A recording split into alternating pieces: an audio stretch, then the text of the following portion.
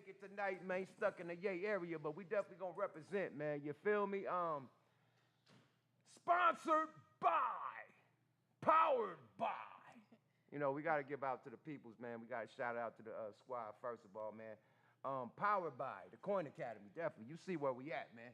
Live at the motherfucking Coin Academy, man. Rest in peace to Laylaw, big ballin' ass Laylaw, man. Shout out Go Mac with the sack. Shout out motherfucking Macca, the coin stacker. Yeah, it is. Yada da, man. Live at the Coin Academy, man. Sponsored by. You see what's in the back of us, motherfucker. Royal Blunts. That's right, baby. Stay Lord, the motherfucking Royal, man. Go get that anywhere you can get them at, man. Go to your favorite liquor store, your favorite gas station, your favorite smoke shop. Even go to your favorite dispensary and ask for Royal Blunts, man. You can get the hemp wraps. You can get the tobacco wraps. You can get the papers. You can get the grinders. You get everything you need for your designer, baby. It's going down, Charlie Brown. Hold on. Sis need to text me in. Hold on. What she say? Yeah, what's happening? Is it low or high? Turn my volume up some, y'all. They said my volume low. All right, for sure. Everybody say in the chat, fix the volume. Turn your shit up some, too. You hella low, sis. Bring your mic. Let's see. Can you hear me Make now? sure your mic sound nice, baby. Can you hear me now? Can you hear me? Turn it up a little, baby. Oh, wait. Can I get a joint, though? Mm-hmm. All right. Check. Sis need a little turn up. Turn up, burn Check, up. check, check, check, check. It smoke a lot, and I'm sober, so that's not right. That's not the deal. Bye-bye. Oh, Lemon Tree. Lemon Tree, man. Shout out to Lemon Tree, a future sponsor, man. But yeah, anyway, man, back to the motherfucking sponsorship. You did. Go get Royal Blunts at your favorite dispensaries everywhere you can get it at. You know what I mean? And stay loyal to Royal. Follow them on all the social media platforms at royalblunt.com and at Royal Blunts, man. Stay loyal to Royal, man. Also sponsored by La Yenta de Mexico. That's the Legends of Mexico, man. You feel me? This is premium tequila you see on the table, man. You got to motherfucking pay some good money to be able. You feel me? That player poncho to the motherfucking left of me, that's going to cost some motherfucking money. You dig? But it ain't funny. That's aged 9 years, man. That's 9-year aged Aneo, man. You feel me? It's better with time, genuine, you feel me? And then we got the other stuff for you, man. We got this one right here that's aged for 9 months. That's cheaper, you feel me? So they got different tequilas for different price ranges. But if you want to go grando with the macho, poncho, gotta spend a couple dollars. You dig? Get that type of that design with the bottle, too? It's beat it, you know what I mean? Beat so it. cute. Every bottle is different, you know what I mean? So when you do get one of them bottles, it's your own bottle. It's custom. No bottle is the same. You feel me? And what you say is women's Women's Month. Okay, it is so Women's Month. in a celebration of Women's Month, this is a woman. Whole company is by women in Mexico. Oh, shout Yeah, out to straight up. Mexico. Shout out to women. So the I think I met her at the Zabzuda fight. Was she there? I don't think so, but the agave plants that they pick, you know what I mean, to make the tequila and whatnot, it's all picked by women. You know what I mean? The company is ran by women. You know what I mean? Distilled everything, man. So shout out to the women out there in Mexico, man. The Legends of Mexico. You feel me? Go follow them on social media platforms at Tequila Leyenda de Mexico. Tell them motherfuckers Smoke a Lot Records Smoke a Lot Radio sent you. God damn, I said Smoke a Lot Records. I see this nigga I want to record. That's why, man. Blame it on that nigga, man. Chill in the building, man. Smoke a Lot Records too, or no? Yeah, it is. It is Smoke a Lot Records, but this Smoke a Lot Radio, man. But anyway, back on track, man. Also, future sponsor coming, man. Shout out motherfucking Lemon Tree, man. Lemon Tree keeping shit lit, man. Definitely in the mix. Oh, shit, she fumbled the ball. Flag on the field. Fumblaya! Okay, yeah, Lemon Tree and definitely in the fucking building, man. They got the, I ain't gonna even say that because we coming with our collaboration and we gonna get that out there, man. Definitely got that live resin and that good shit, you know what I mean, rolled up in the spliff. Yeah, it is. Exactly. Yada-da. Sis, how was your weekend, man? It was the Oscars, all types of shit. Did you go to any parties or anything?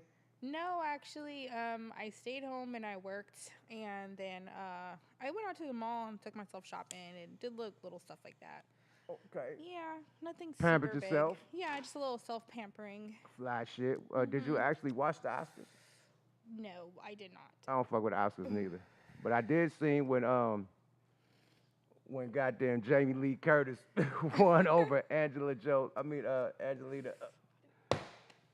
Angelina Jolie. Not Angelina Jolie, nigga, Angela Bassett. Oh yeah, Angela yeah. Bassett, man, over the Black Panther thing. They've been robbing Angela Bassett for I the feel like fucking Angela longest, bro. Bassett is like, she's so incredible. I mean, even just her being nominated was like amazing for me. And she's How the fuck did Jamie Lee Curtis win? I don't even know the movie that they talking about, but everybody say the movie is a good movie. Hey, no, I guess you gotta check It it ain't out. better than Black Panther though. Fuck that movie. And RRR too, they got their award too. I really like RRR. Who's that? It's like a Bollywood movie. Oh yeah, the karate shit. Yeah, they got an award. Yeah. Oh, that's dope. I fuck with them. So did Everywhere, Everything, All at Once. So I know like the highlights, but I didn't watch the whole award show. Yeah, the highlight. I'm a highlight RRR girl, was like one of my favorite movies of last year. Yeah, that's dope. Or I was it fuck this with year? them. I watched a couple of them motherfuckers, man, with the cop, the little cop, you know what I mean, that came after the dude and was Did coming you at watch him. it? I watched the whole shit. They was Oh my singing god! and shit, Wasn't dancing. it a trip? It was like so trippy. Like It was just, like, gangster. It went everywhere. one Definitely. thing about it was like a different experience for a movie. Like it didn't feel like I knew what was gonna happen or like I couldn't just like guess. It was just like so different from like any movie I've ever seen. And then the dancing was top tier. Everything was just like they had songs and dancing and shit, karate, like hella, like it was a lot of shit going on. there was a lot going The on. Oscars as a whole, man, just me being a real nigga from the Ville. I never watched the Oscars. I never gave a fuck about them. You know what I mean? Period. That's not my hype. I don't even watch the fucking Grammys. You know what I mean? Right. They so fucking, fuck the Grammys. Period. I don't even, because it's so whitewashed. Not to be like that. I love everybody. Not to be like that, but it's so whitewashed that somebody will win a award that you never heard of in fucking life. It's not on the radio. Like, you'll understand. What's some dude's name from Japan? You're talking about the one. Dang, I can't What remember. them called? What they called the Japanese, the pop, the K-pop group? K-pop, yeah. BTS. Oh, we just. You saw it. hear BTS.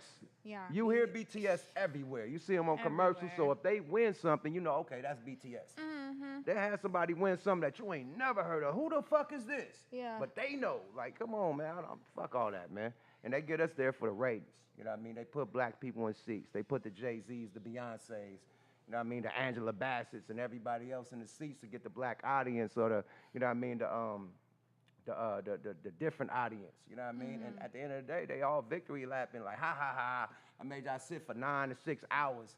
You know what I mean? Damn. No food, no liquor, no nothing to watch us get fucking awards. Right. You know what I mean? And just use our face. Hey, nominated, but nah, not you. I think that shit is fake as shit. I don't think, man, like, fuck these awards. It's about your music and your craft and your creativity. You know what I mean? Yeah, exactly. Like, we know motherfuckers got bomb-ass movies, man. It's about that. It's about what the movies is doing in the motherfucking theaters. Well, I will say I do enjoy like a good award show, but I definitely don't feel like you should, you know, I don't feel like you should like judge yourself or like negatively if you don't have one or if you haven't been nominated, because there are many like amazing artists and many amazing actors, filmmakers that don't get the type of acknowledgement they should. So I think the nigga that made City of Gods, like, why he never got nominated? Like, it's some dope-ass movies that motherfuckers don't even pay attention to. The nigga that made IP Man, Ip Man, the karate, that's the best karate shit in life. Since the old school karate. It's like a lot of shit that's underground that's not being nominated, but all the other shit being nominated. But enough of them motherfuckers, you know what I mean? We don't even get down with them anyway. How you feel about this podcast shit that's going down? Because a lot of podcast people are splitting up, radio stations splitting up. You know, we seen the Breakfast Club, you know, Angela Yee departing from the Breakfast Club, starting her own thing. Well, see, I've always been a huge fan of the Breakfast Club. Everybody. Everybody, the whole world. Right. So, yeah, I was definitely sad to see that. But especially before I got on there. You know, I wanted to have the whole gang there once I got my first interview on the Breakfast Club. But Oh, you was on the Breakfast Club? I'm trying to manifest it. Oh, shit. I was like, what the fuck would that happen? One day when I get on the Breakfast Club, hey, no, I talked to Charlemagne, and, you know, it's going to happen at some point. You got to manifest it. But, definitely. yeah, I'm going to manifest it. For sure. Okay, but... like, anyways, yeah, I don't know. I feel like it is a little sad to see, but also, you know, some people grow out of things, and maybe it was just her time. You hit it. So. You hit it. I think with that, I think after the Gucci Man interview, I think after that it was kind of crazy because Gucci Man said some foul shit about Angela Yee, and Charlemagne really didn't stand on business. He just let that shit slide. Interview would have ended. Oh, you know no. what I mean? If somebody would have talked about you or Simone, like, nah, we can't do that, bro. Right. Yeah, we ain't doing this. So, that's what she felt, and some other issues with DJ Envy or whatnot. So, it is what it is. People grow apart. Speaking of growing apart, got the latest now. I was trying to give examples of the big dogs, you know what I mean? Like saying this shit ain't easy, even the big dogs go through it. You got the Joe Budden, he split with Roy and Mal, you know what I mean? Had to keep it pushing. You got $1 million worth of game, you know what I mean? They had a chick, and they had another dude they started with, you know what I mean? Got rid of both of those. Now it's just, Gilly and Wallow. The only people I seen that never went through that is fucking Nori. Nori, him and Drink EFN, Champs. yeah, They've been hanging on. Yeah, Drink Champs, they ain't nobody has quit or they ain't changed they crew, but everybody go through it. So as of lately, Adam 22, No Jumper, they feeling the blues of people exiting and he fired. He was firing people. Fuck that. Like they didn't leave. Like he was firing niggas and niggas left. You know what I mean? Was firing them and they were quitting, or was it just? Well, he fired Lush One live on the air, which was unprofessional. Like, you can call me, my nigga. Don't have me come to work and think I'm getting paid and fire me on the air. That's unprofessional. And from Lush One going bad, revealing, I guess he was on a Discord or something, allegedly revealing people, business or whatnot, how much people got paid and saying that he got paid more than everybody there or whatnot, allegedly. And that sparked some fire, you know what I mean? Also, Adam had did an interview with this racist, like skinhead type of dude, you know what I mean? And the black content creators and the Mexican content creators weren't feeling that shit. Like, bro, you got a fucking Aryan Knight that's still standing on that type of shit. Wow, yeah, that's shit. very. You got a whole, your whole station, your whole network is hip hop. Yeah. It's on us, you know what I mean? You bring an Aryan Knight in there to talk bad about it. So I think AD wasn't feeling it, and after that it just went bad. So AD ended up leaving. Well, that's irresponsible of Adam to bring on someone like that, but also. But look, it did numbers.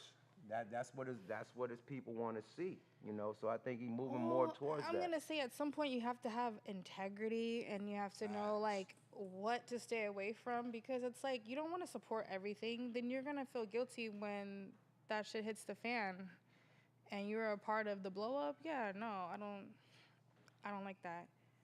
I think it happens with everybody, but it could be done offline. I don't think, it's been messy. Like, I think No Jumper has turned into a live podcast episode of, Love and Hip Hop. Like, there's so much drama. Like, Love and Hip Hop, they always throwing drinks at each other, fighting and shit. No Jumper was the first podcast I see niggas get beat up on. And they put the footage out.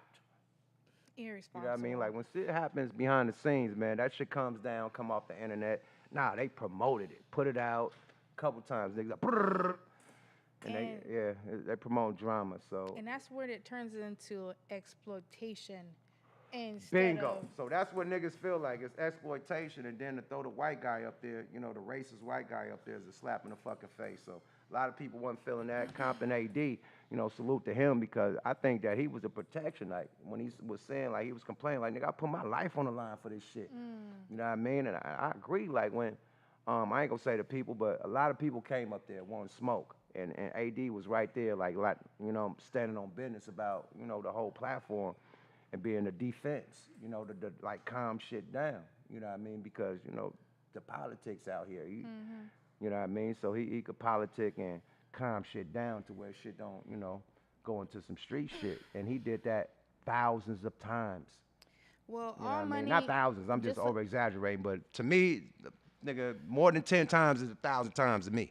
Yeah. Because you don't put your life on the line 10 times, nigga, period. So, yeah, with that being said, I think he should have had more loyalty to Compton AD out of everybody. You know what I mean? Like, Lush One, he just came, you know what I mean? Even T-Rail, you know what I mean? He came, like, I think him and, like, T-Rail dipped. He wanted to put T-Rail up. He wanted to, keep him there. T-Rail dipped out of loyalty. Like, I'm loyal to Compton AD. We out. If Compton out, I'm out.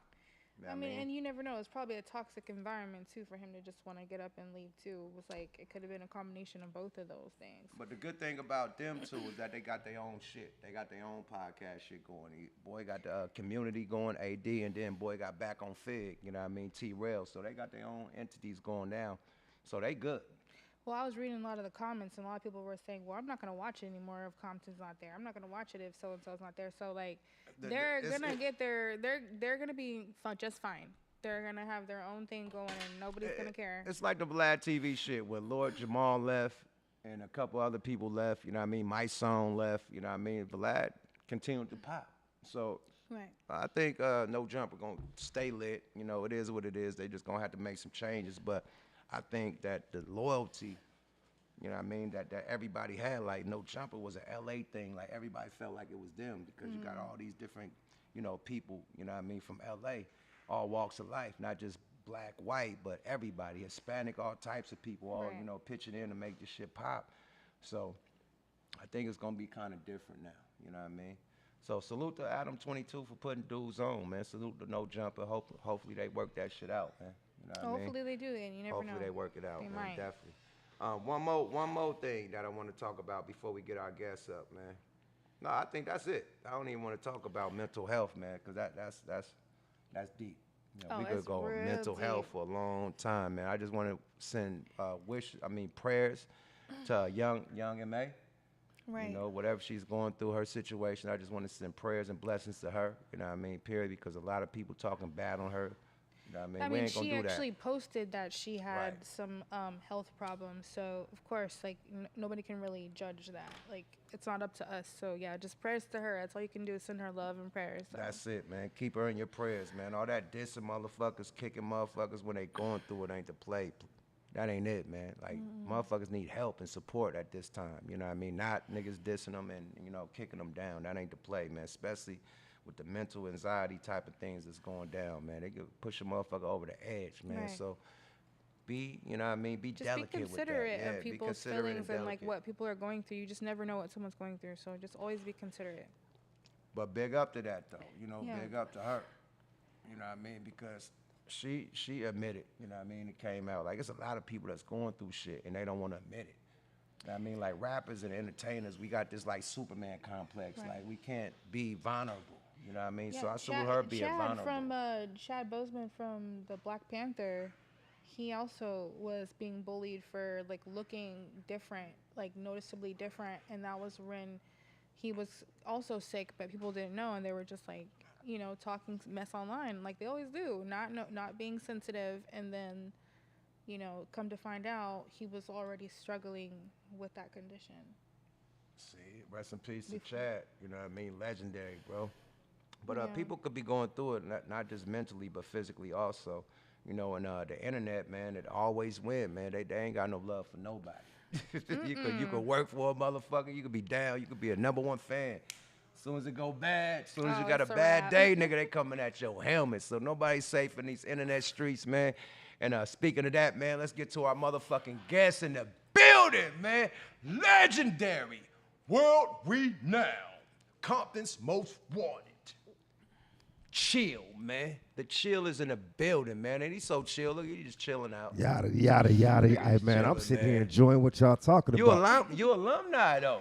Thank you, brother. You alumni. You is too, though.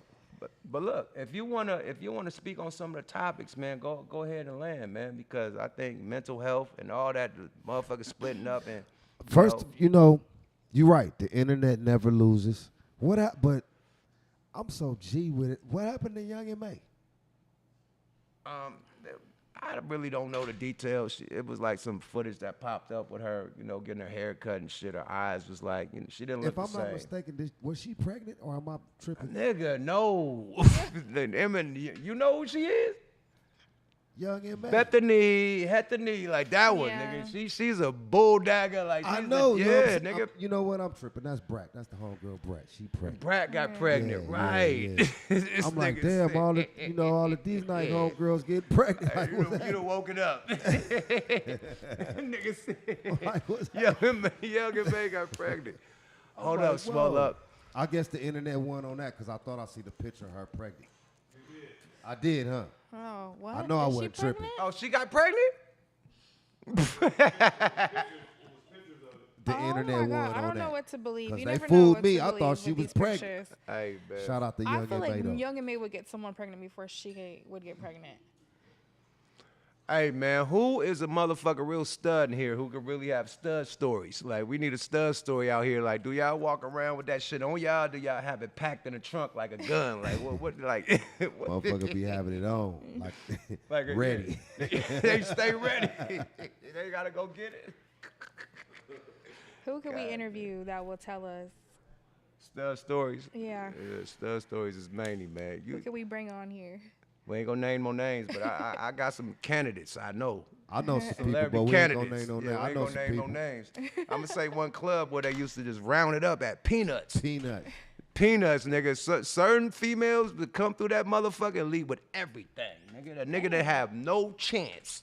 Damn. No chance, nigga. They leaving with Suburbans full of bitches. Nigga, you like, this bitch. Peanut. Hey, Peanuts is a motherfucker, man. You, man, it's about you. Fuck all the drama, fuck the Oscars and all that shit. You win, you lose. It is what it is. But I feel sorry for Angela Bassett, man. Like, goddamn, they Yeah. I keep feel robbing super her. sorry for it because, first of all, Wakanda Forever, that's hands down. Seriously. Down, Hands man. down. And just, I mean, we could go back to Boys in the Hood, Ike and Tina. You know what I'm saying? She is an A1 A-list actor, and it's a shame that she can't get her flowers, but, you know, she got a whole flower bed from us, so that's all that matters. We don't give a fuck about no Grammys, no Oscars, none of that shit. We motherfuckers from the Source Awards, so fuck that shit. Them shits had the lowest ratings anyway. That shit is going Period. down. Everybody is more social and more She's a hands-on. super goat. She's like a female Denzel to me. She is a female Denzel, She nigga. is, though. I The love that fuck? comparison. It's okay, Angela. You can get an award at my award show. All of us are award show. We love her. Yes. Period. You definitely got Hollywood Walk of Fames all through our shit. Oscars, nigga, Grammys, all that shit. And that's Not what Grammys. really Grammys are for matters the in the end, though. It's not about the brand of the award. It's that you did Man, that. fuck thing. the You did awards, that man. shit. I'm here to say it, man. Fuck all that. It's just a fucking trophy, man. Yeah. Period. Product of Such a- Public Enemy. Who gives a fuck about a goddamn Grammy? Yeah. Oh, see? They taught us that back in the days. That's why when we do this motherfucking drink game, I gotta be careful with him. This nigga's a hip hop historian, so we gonna do an R&B category. I'm not even I letting you. fucks with it. I drive low riders. I fucks with it heavy. I'm not even letting this nigga name hip hop, man. Period. Not at all, I bro. fucks with it heavy. Not at all, man. So look, last time you was on the show, right? I never got to the bottom of the, you know what I mean? The bottom of the motherfucking, you know, when the weed becomes shake and shit, I never got to the bottom of the turkey bag. I just got to the bud and shit, able to smoke the bud, you know what I mean? Compton's Most Wanted and how y'all did y'all thing, man. Fuck that. Let's start with chill, man. This is a question we always ask people on Smoke a Lot Radio. What was your first rap name and what was your first rap song, my nigga? Let's go. That's crazy, Holmes. I was just talking about this the other day with one of the homies. My first rap, see, you gotta think, out here on the West Coast, you know what I mean? Art, you know, they had the crush groove. We had breaking. You know what I mean? But we fuck with Run DMC and LL and all that. But our hip hop nigga back then was Ice-T. Facts. So we went to school with Kangos and raccoon hats like him. So my you know, we was popping and all that shit. You know what I mean? My first rap name was Popsicle. Popsicle? Popsicle. Popsicle. It's a nigga. Popsicle. I was a skinny ass nigga, but I fuck niggas up. Popsicle. I was still cold with it. You was cold. You still was chill. Still was cold. You still was chill. Now see that came with the street shit, bro. See, You know what I'm hold saying? on. Because I You was know the always a cat. popsicle come before the freezer. Yeah, Popsicle, that was just off the porch. When I jumped all the way off the porch, it was like, nigga, you need to chill. That's where it came from. See, everybody be thinking, oh, that's chill, he cold. No, it was like, man, chill out. You're doing too much. You was too hyphy. I was hyphy, bro. You was mainly out there off the A porch. lot of motherfuckers like, you should have been 8, he should have been chill. You heard it first on Smoke a Lot Radio. Hello. That's gang. Hey, man, we this ain't no Vlad TV. You were on Vlad TV. How was it being on Vlad? Bullshit. Fuck Vlad, man. That's an Really? investigate. Nah, I mean, at the end of the He day, was on there. it's an opportunity, but it became an He got a interrogation platform, room. but he be too I deep. heard about You know what I'm that. saying? It became an interrogation. It got me Yeah. in trouble with the hood. Did really even Nigga, you? I had to go back and answer for that interview, nigga. Oakland niggas, Ville niggas was mad at me. I had to make some phone calls, meet up with my niggas. God, I didn't know Yeah, that. fuck that. Thank God I ain't get arrested. Yeah. I ain't say no That's shit to get arrested. But if I did, that would have came with it too. But it got me in trouble with my hood. Right. You know what I mean? If I would have doesn't care about like the street politics, clearly. Because like at the end of the day, real gangsters don't talk real gangster shit on no platforms. What's done in the streets, stay in the streets. Conscious of that, like who? Period. You So- be responsible. Yeah, I got out there lollygagging, hey man, and he tested my shit. You know what I mean? Because he was like, how I feel about the one that shot me. Now that's emotional. Oh. But he from my neighborhood, so I went bad, crazy. You know what I Yeah. mean? And come on, I should have just, respected the dead and just skipped that question. Right. You know what I mean? So I went crazy, it got emotional, and he triggered that. He know how to ask him, boom, whoa. I like when Corrupt was on there. We don't want your streets. That's the classic. That's the classic Vlad interview. Hey, Corrupt went ape shit on that motherfucker though. He had Vlad scared as a motherfucker. He Yeah, thought he was yeah. gonna flash. Corrupt always about the flash, nigga. I be scared talking to Corrupt because he always like, nigga, good. He's passionate. Passion. Shout out to Lil Bro, Young Gotti. Okay, so your first rap song, you skipped over that. You got your name, okay, your popsicle. You're working your wiggle, your popsicle. MC Ren, shout out to Ren from NWA. He used to be across the street from my house. Come across the street and check out my raps. Like, man, that shit corny. Keep writing. You know what I'm saying? And I did. You know. Hold on. Slow down, Turbo. Hold on. Yeah. MC Ren was your coach? That was my sensei. Hold up, swole up. You heard it first on Smoke A Lot Radio. Yes, indeed. Ren, he used to be across the street on the daily. Did he help you with your rhymes? He helped me. And See? this is when NWA and the Posse was out. They got big dookie ropes and touring. When they come off tour, he come across the street, fuck with me. I'm sitting on the porch writing raps with a gang of notebooks full of raps. You know what I'm saying? He like, that's corny, throw that one away. Boom, that one right there hard. Put this one with that one. You know what I'm saying? Okay, say it like this, that, the third. You know what I'm saying? And then I go get a game to 8. And then with 8 at my mama's house, you know what I'm saying? He over there chopping with us too. Then we seeing Easy pull off in the Astro van on a mission. You know what I'm saying? We like the fat boys looking at Run DMC like that's gonna be us. You know what I'm saying? Like them Crush type of Crew. cat- But- Exactly. yeah. You know what I'm saying? We like that's gonna be us, and they fucks with us. You know what I'm saying? Like this back in the days, like Easy still had to ask my mama, "Can I go?" I was that young. You know what I'm How saying? old was you at this time? I probably was like 12, 13. So some your shit first like that, rhymes and shit was 14. like at 12, Yeah. 11, 12? Yeah, you know what I'm saying? The 8 used to come over, spend the night, or I'll be at his house spending the night, at his pad, and we just, listening to the stereo. But the name of the song was called Kicking Dust. And we let Easy E hear it, and he said, man, I like y'all niggas, man. This Easy talking. But y'all niggas sound like EPMD. That's Easy E talking. You know what I'm saying? He said, y'all niggas need to go to the studio. We kids, we don't know where no studio at. You know what I'm saying? And he like, hey, I'm gonna give y'all this number, and y'all go roll up there. And that number was Lonzo from the Record Crew. You know what I'm saying? Same people that put out Ice-T, same people that put out King T, and a lot of the other West Coast shit from back then, a lot of techno shit. And the Record Crew, Dr. Dre, he come from there. You know what I mean? So we slid through there. DJ Slip was in there working on the Compton compilation. They put us on. Boom. So our first song professionally was on the Compton compilation called Rhymes Too Funky. That's when we wasn't sounding like EPMD. That's when we was sounding That's like when y'all Ink stepped Chill. it up. Yes, indeed. Bro, I'm going to keep it funky. The same shit Big Bruce from the Seven Deuce told us, me and Numb. We had a group called Brothers with Potential, and we is hella hip-hop. Like hippity hop, hop, hop, hop. At this time, he putting out Pool Man. You know, that was in Minister Society. Right, Pool Man. Yeah, my nigga from the Ville, right? Yeah. They had a song, Fucking with Dang, Fucking with That was Dang. my joint. Yeah, that was my shit. My sister baby daddy put that out. So I bring this to this nigga. He was a big factor, a fixture in Oakland. Big Bruce from the Seven Deuce. Nigga, this is the only nigga in Oakland that knew how to rock up a whole key at one time. So they paid this nigga to rock up keys from hood to hood, but he had his own bread too. Big bread. Now, he was a kilo pusher too, but they'd bring all their keys to this nigga, have him rock it up. So he was rocking them shits up at my sister's house. Yes, I'm watching. Anyway, long story short. Game, yeah. I give this nigga the tape of me and Numb and them doing. We redid some ABC like Michael Jackson type of shit, right? That nigga played the shit. He was like, man. He said, what type of hippity boobop shit you on, bro? He said, nigga, you from the Ville, my nigga. He said, let me play what you should be doing, my nigga. And he played Pool Man. Fuckin' with that, fuckin' with that, fucking with that. See, that's crazy. He said, you need to tell your story, my nigga. What is all this imaginary hippity boobop shit, man? This like, man, get this shit out of here. Frisbee the shit out the motherfucker. He had a Falcon. That keep candy that painted green. Nigga, though. Candy painted green Falcon, the color of your like Slimer green, nigga, with gold, triple gold dates, nigga. That nigga, It was the Falcon boys. Everybody had Falcons and shit. He pulled off in a Falcon on the nigga, man, and to crush my tape, nigga, with the triple gold date.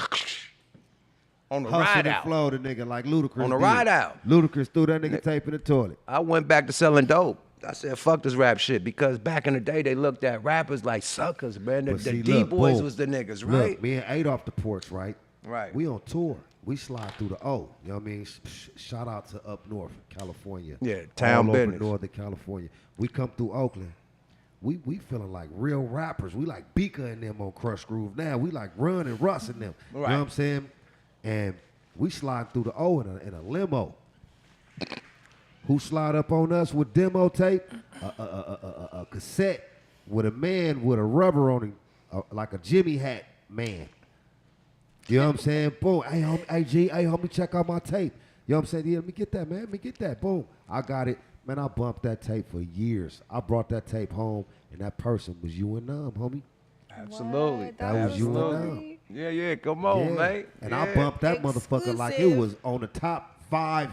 Nigga, I slammed that motherfucker. I'm talking about all through Compton. You know what I'm saying? And then, boom, I got 5 on. I said, that's them niggas. Oh, my God. Come on, man. No, Real boy, game. I forgot about that, Real too. game. Boy, I slid through the town, bro. Real game. You Yeah. gave me that tape, nigga. I was knocking that motherfucker. Come on, man. Let's take it back, though, because we want to give these niggas a history, man. No mystery, all history, right? So you just named a lot of niggas, man, a lot of legendary people. You named MC Ren. You named Eazy-E. You named Dr. Dre. You named King T. No, you didn't say King T yet. I didn't? Nah. Okay. I'm listening. King Good T. ears. Crowd, he didn't say King T yet.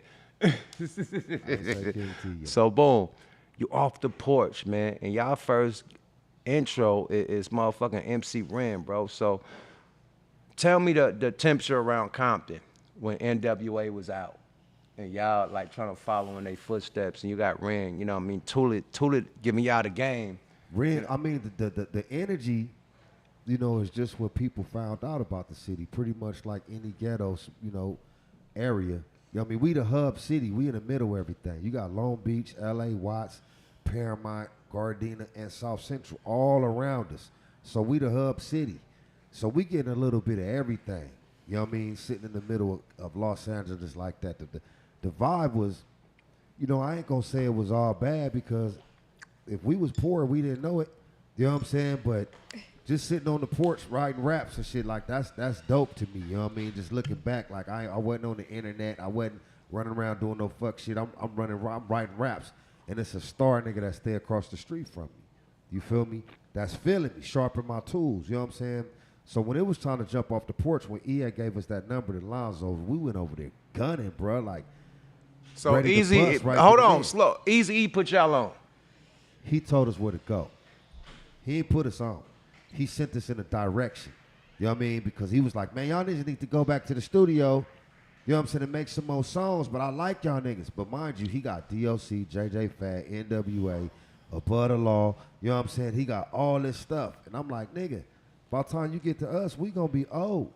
Old to me back then is 25 years old.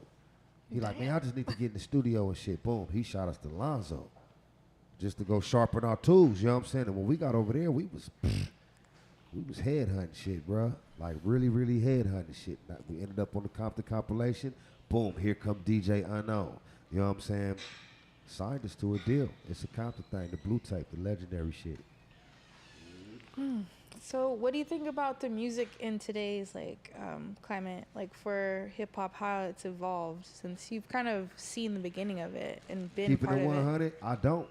You don't? I don't think about none of it. If it's good and it moves the soul and it's jamming, I fucks with it. Half these cats, I don't even know their name. I ain't dissing them. I don't know them to diss them. You know what I mean? But that goes with old motherfuckers too. You know what I'm saying? If that shit hard, I'm fucking with it.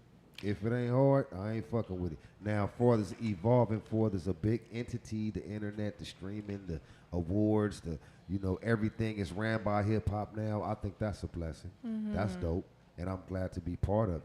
You know what I mean? I come from the days when motherfuckers was stomping out our CDs and, we put patches on y'all shit, parental discretion advised and all that shit. To see now that you got it in cartoons and, country music has hip hop in it and, pretty much everything. Commercials, everything is hip-hop. Food commercials, all type of shit.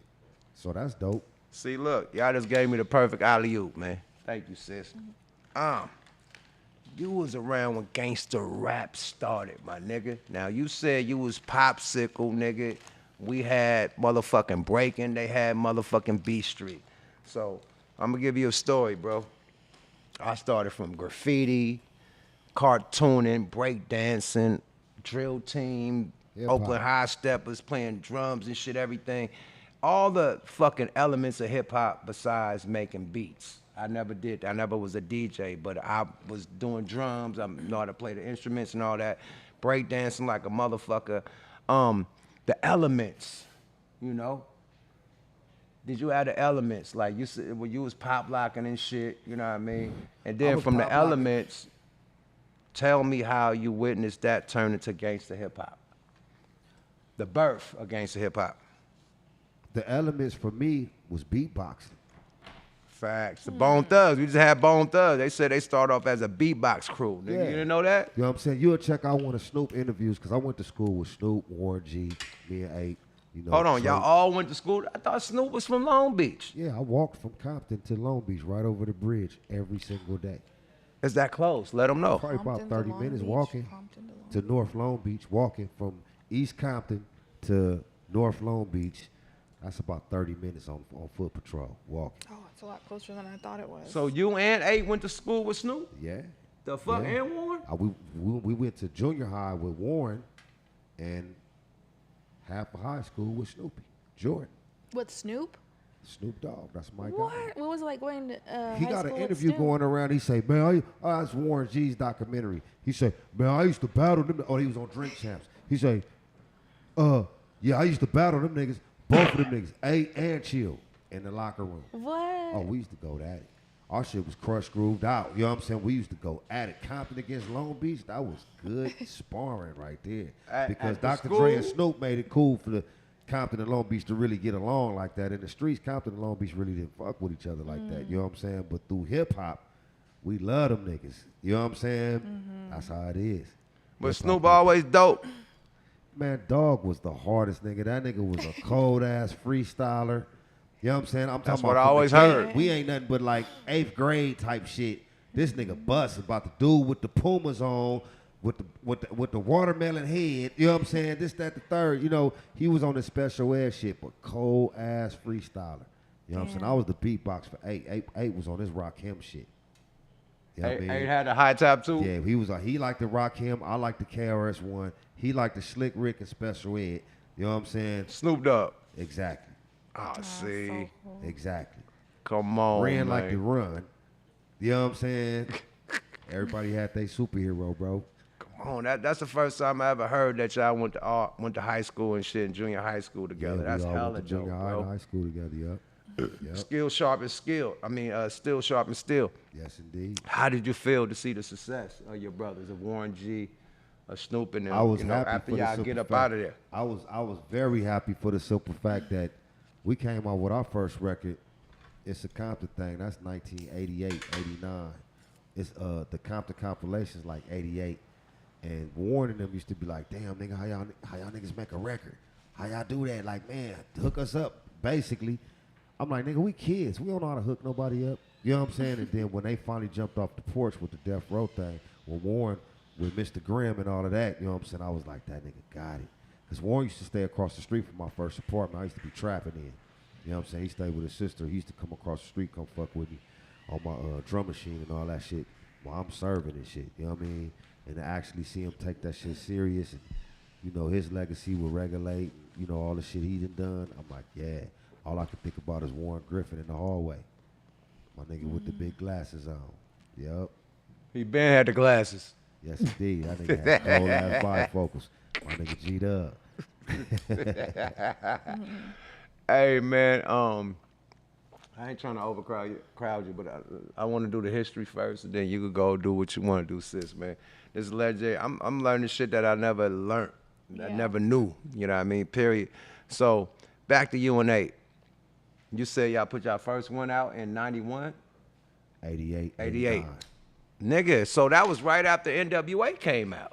Right after. Right after, nigga. Right after. So take it back to the gangster rap. Like you was there with the birth of gangster rap. Besides, you know, Schoolie D and all. Like, give me that, bro. I was around when niggas was like, oh, why y'all calling us gangster rappers? You know what I'm saying? We was just street niggas.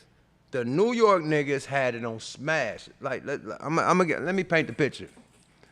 African medallions, my nigga. Afro Fist. Black Panthers. You know what I mean? Everybody is about black unity. You know what I mean? At this time. Now talk your shit. We was wearing that. Now. Let me tell you this: the vibe. Everybody's hippity hop, bebop, look, the vibe now was. Now talk where y'all went with it. The club was Jamaica. No gold chains, leather medallions and shit black with different. Medallions. Yeah, you know black medallions, no gold. You know what I'm saying? We was, cause really, it wasn't the music; it was what you was doing with the music. So the same shit they was listening to, if they listening to X-Clan, you know, they listening from it, you know, maybe from a Black Power point of view. A Black Panther point of view. Exactly. We from Oakland. Exactly. Us, we looking at it like, nigga, that's that Roger Troutman and Zap. Nigga, we gang banging. You know what I'm saying? Y'all looking at the production of the shit and where it exactly. comes That from. beat making us, you know, do what we do. You know what I'm saying? So it ain't the music, it's what you was doing when that music was out. You know what I'm saying? So if we was on some gangster shit, you know what I mean? And they was on, you know, whatever their interpretation of gangster shit, you know, in any place. You know what I'm saying? But Rakim was gangster. Yeah, it just wasn't called gangster Rakim rap. and Eric B. And Eric B. G-Rap. Cool G Rap. You know what I'm saying? Shit, Melly Mel and them. Nigga, Melly Mel, Them niggas Big had Daddy on, Kane. Yeah, them niggas used to be having on costumes, nigga, but I wouldn't. KRS-One, as knowledge, as much wisdom as not as KRS-One spit, he'll do that. Love gonna get you. Him and Style of Rock, them yeah, niggas was gangsters, homie. Criminal Minded, that's a cold ass gangster rap record. Yeah. So it was out there, it just wasn't called gangster rap. But take it back to when y'all penned and coined the shit, because I'm a nigga from Oakland, bro. We looking at y'all like, bro, we seen colors and we that shit woke us up. We didn't know what the fuck we thinking about. We gotta go to LA to go to Disneyland. It ain't no Disneyland in Oakland. We got it like little kids. You know what I mean? This is our like, yo, Disneyland is out there. We ain't know nothing about gangbanging. Colors come out. Colors, color. And we like, I am a nightmare stalking, psychopath walking. That's what it was. King of the jungle in my gangster. That's what it was. Like that shit come out right and it, whoa. That's what it was. It was that. But that movies, that let us know what LA was about. Yeah, those movies, it made it that let much the more. world know. That much more. You know what I'm saying? Because it's like now the world know what we is now. We finna turn the fuck up and really, really, really go up around this motherfucker. When Colors came out. And then by the time, you know, Boys in the Hood came out. I'm on mushrooms right now. I see hella colors. Yeah, just let you know, man. The whole everything is colorful. Know shout out to John Singleton, rest in peace. He gave us the biggest record, one of the biggest records on that soundtrack, the first song, Growing Up in the Hood. Oh, y'all was on Colors? No, Boys in the Hood. Boys in the Hood. Oh, Boys yeah. Okay, yeah. Colors, that's you know. Let's take it back. That movie right there is the truth, but fabricated a lot. But it was good for TV. You know what I'm saying? Like it gave the world a glimpse of how our culture is on the West Coast for this gangbanging. But, you know, you got black dudes that's in the Mexican gang, you know what I'm saying? And you got this, that, the third, you know, but you ain't got the police like really, really connected like that. They connected, but like how they connected on air, like, nah, it ain't like that. You know, they fabricated it, but yeah, that movie made the streets that much more powerful, because now it's like motherfuckers see off into our world. We got to go all the way up. We got to really, really show them what's happening. Versus in Oakland, you know what I'm saying? We always looked at y'all like them niggas is the epitome of hustlers. Them niggas will sell tennis shoes out your shoes. You know what I'm saying? You know, it's just culture. Our culture was colors. Y'all's was pimping and macking, hustling. So I'm going to ask you again, just like I said, because yo nigga told I think Ren told you, step it up, get into that shit. So we always doing like hip hop type of shit. We came up like that. We came up in the element. What made you and 8 change it with the temperature that's going down in y'all city? Niggas jumped off the porch, man. It was time for gangbanging. When you thinking 13, 14 years old, it's like choose up. Either you gonna be the nigga getting chased home or you gonna be the nigga chasing niggas home. You know what I'm saying? Say that again. Hold up, man. Hey, niggas don't know, man. If you in the hood, you either gonna be the nigga that getting chased home or you chasing a nigga home. Say that again. You gonna be the nigga with your motherfucking starter coat on or getting your starter coat taken. What? Let nigga that what? That starter coat, nigga. So we're our product of our environment. We became protectors and servers of that environment. You know what I'm saying? Track Newport, Compton, Crips. Everybody know it. You know what I'm saying? And, you know, just so happened we rappers too. You know what I'm saying? So me, per se, you know, I got 1 foot in, 1 foot out. You know what I mean? You think I did the first album, the second album I'm on Growing Up in the Hood, I went to jail. I'm in them streets, bro. You know what I'm saying? Like really, really was on. You know what I'm saying? Doing a whole bunch of dumb shit and getting cracked, going to jail. Day before we did Growing Up in the Hood video, fresh khakis on the back of the seat. Police took me to jail. You know what I'm saying? I missed the video. That's why I'm on the song, not the video.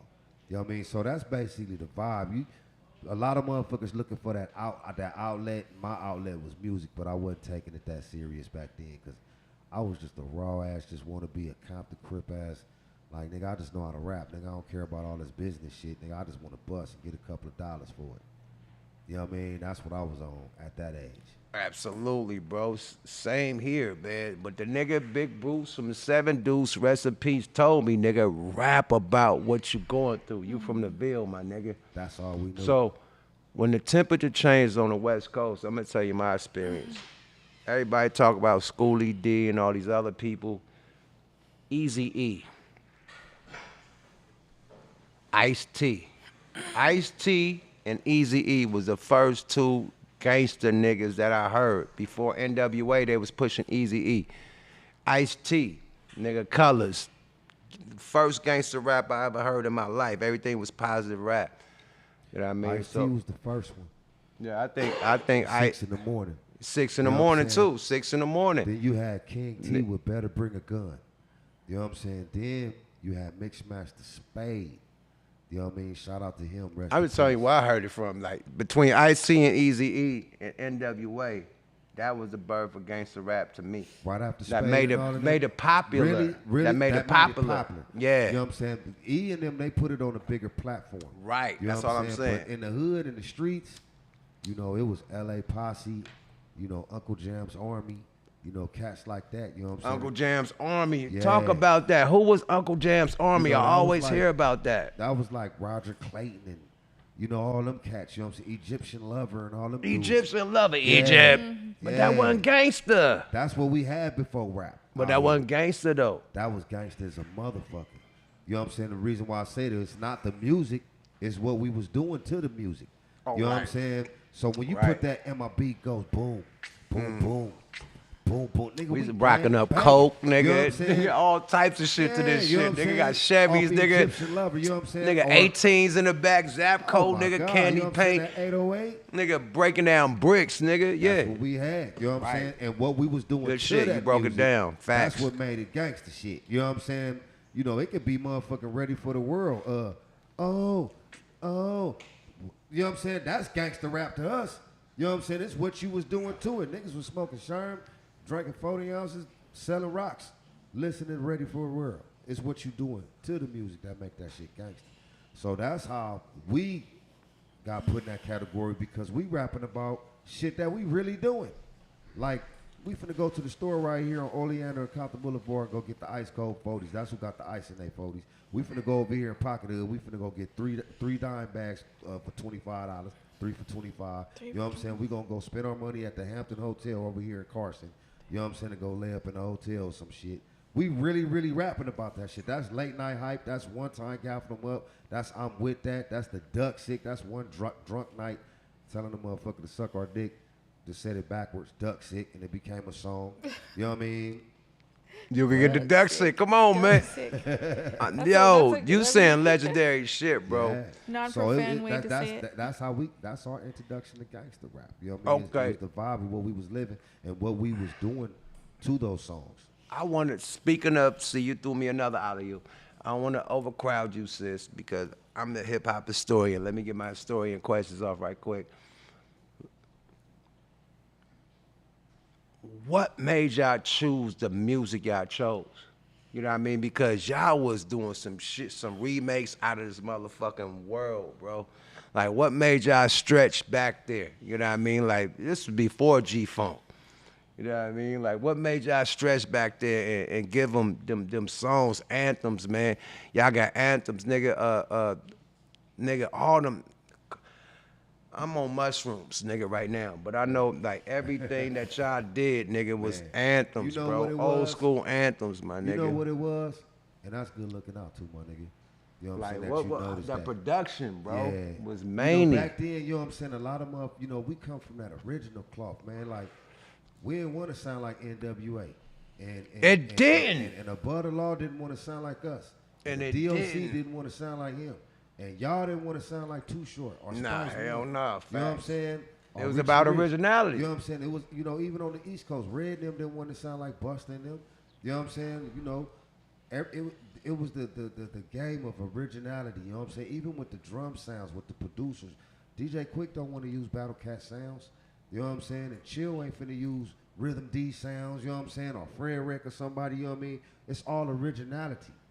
You know what I mean? So, you know, the samples that we was picking was shit that we grew up listening to with our uncles and our pops, like sitting in the back seat, I leaning. You know, all that Blue Notes jazz shit, Miles Davis and Isaac Hayes. And Y'all had a lot of jazz, Yeah, bro. you know what I'm Y'all was saying? doing that gangster shit on jazz when shit, everybody else bro. was, you know, already doing James Brown, Funky Drummer, or, you know, a lot of Parliament. A lot of A Parliament. lot of Roger Troutman, you know what I'm saying? We ain't gonna go that route. We gonna go to the other shit that's hard. Miles Davis, Anita Baker, you know what I mean? Motherfucking Isley Brothers, you know what I mean? Shit like that. You know what I mean? That's the hard shit too. Like, we gonna be different and go that route.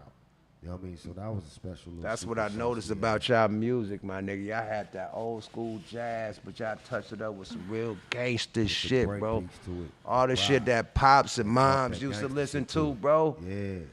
Nigga, I shed tears when I listened to y'all shit because it remind me of my mom and my dad, rest in peace. Man, You God know what I bless mean? their Like that souls. music, Yes, like indeed. it brings it back. Yeah. You know what I definitely- mean? Definitely soul infused, you know what I'm saying, with break beats and a lot of scratching and, you know, just talking that street shit over those type of vibes, you know what I'm saying? That was our little special sauce as Compton's Most Wanted. You know what I mean? Hood stories, you know what I mean? Like, you listen to 8 to this day, it's slow and he talking to you. You know what I'm saying? Straight hood tales. That's our format. Facts, absolutely, bro. That shit became legendary. We already talked about the issues that happened when you had to lay it down, but let's reframe the people. You know what I mean? Let's let them know why you was absent on a few albums. It's like I said, you know what I mean? You know, I just was a young nigga, just want to bust, get a couple of dollars for it, and be hood rich. So I was still in the hood, homie. The same night we did the duck sick, I went to jail for riding a stolen car. I stole a car from my mama's job. She worked at Long Beach Memorial at the hospital. You know what I'm saying? And I snatched the gang of keys from the valet parking and went out there, chirp, chirp, chirp, chirp, chirp. Me and my little homies, chirp, chirp, chirp, chirp. Oh, nigga, I got a rabbit. Oh, nigga, I got a Mustang. Oh, I got a whoop whack. You know what I'm saying? Nigga, Hold on, y'all we the first niggas that do the whole. They just left with like 10 goddamn, all the goddamn Camaros and all type. all No, the yeah, it was buckets. They said his mic is low. Your mic is low? Everybody keep My saying mic your low. mic low. Turn his mic up some, please, man. We did the whole interview Got with that his Barry mic White, low. too. That's what people are saying in the comments. I don't know. Yeah, turn his mic up. This is legendary, I just legendary said it. talk. I just Check, glanced check, over check. at the Talk your comments shit, for a Microphone second, check, and I one saw one it. a one a one a two. Shout out to all y'all on the timeline. I see y'all. Bro, I always want to ask LA niggas about this. I was locked up, man. What was the fucking riots, man? Was you out when the riots happened? Hell yeah. Man, describe the LA riots? I was in fucking camp. You know what I mean? Locked up. Man, they locked us down. I don't know what the fuck. They locked us down in Oakland about y'all shit. What the fuck happened, bro? Look, man. I'm at the pad. The TV on. I don't even know why it was on the news because I ain't no nigga that just be watching the news. I probably was doing something. And I just turned around and looked at the TV and was like, damn, motherfuckers stealing this shit. What's going on? Or first I was like, what the fuck these motherfuckers doing with this white dude on this truck? You know what I'm saying? Then the dude got out the damn truck and they beat the dog shit out of him real bad. You know what I'm saying? And then niggas just went up, started setting shit on fire and stealing. It started in South Central. You know what I mean? I'm watching the TV, the homie Boom Bam. Shout out to Boom Bam, CMW. He hit me on the phone. He like, man, you see this shit? I'm like, yeah, what the fuck going on? He say, nigga, they loot, nigga. They out there stealing shit. We finna get out there and go get us some shit. Then my pops called. He say, man, you see this shit? I said, yeah. He say, man, stay here in the house. I said, I ain't going nowhere, pops. Soon as I hung up with that nigga, Bam pull up. I jump in the car with him. Zoom. You know what I'm saying? We out. Zoom. Straight to Compton. You know what I'm saying? Up Compton Boulevard, homie. Up, the Mexicans that ran up in there. Let's go follow them. You know what I'm saying? Up, this store right here open. I stole some bullshit, bro. You know how you motherfuckers go in the store? Up, bro? What the fuck you know what I'm saying? I stole some straight bullshit. They had the corner of the door open. You know the big ass doors you slide down. Hold on, man. You can't be stealing bullshit in the riot, this is man. LA riot. It was like the luck of the diamond. You know what I'm saying? You might come up, it might be some bullshit. Nigga had like a Sega Genesis back there. No, man. Genesis, this motherfucker pull up on the side of us on the motorcycle. He said, y'all been up there on Slauson yet? Like, nah. He said, I got this. Yeah, speed it off on us. You know what I'm saying? I'm like, damn. But the Mexicans had to, shout out to the Mexicans on me. Them motherfuckers get it. You know what I'm saying? They're my guys. You know what I'm saying? Odele. They had the corner of the motherfucking thing. They had the corner of the thing open. And they crawling in that motherfucker. So me and Bam, we decided to crawl in that motherfucker with their ass. It's dark. Y'all crawling with the my both arms and shit. Woof. Woof. Like, ooh, nigga, I got big ass feeler coats, nigga. You know what I'm saying? Bam. Run back up through the hole, throw that shit in the trunk, go back for some more, come back. When we go to the house and check inventory, it's them little girl coats with the fur on them, homie, with the little thing. You know what I'm saying? The little girl school coats. I'm like, oh, nigga, we stole this shit for nothing. You know what I'm saying? This is bullshit. Did a high-speed robbery. Like, nigga that did a bank robbery. Like, But we had barbecue. We had liquor. We had all that shit for days and shit. We had so much damn barbecue meat, robbing liquor stores and shit. You know what I'm saying? I ain't let that slide, nigga. I'm on mushrooms, nigga. Y'all robbed all little baby girl coats, nigga. We had all baby girl coats. I thought them was feeler coats, nigga. That was straight little girl ski coats. They wasn't even bombers. Oh, man. Oh, my God. We had fun, though. Did you sell them? Hell no, I gave them motherfuckers away. better Wasn't nobody gonna buy them from. We Nigga, just a booster see little would've girls sold like, all here, the you need a coat, put a motherfuckers, coat on.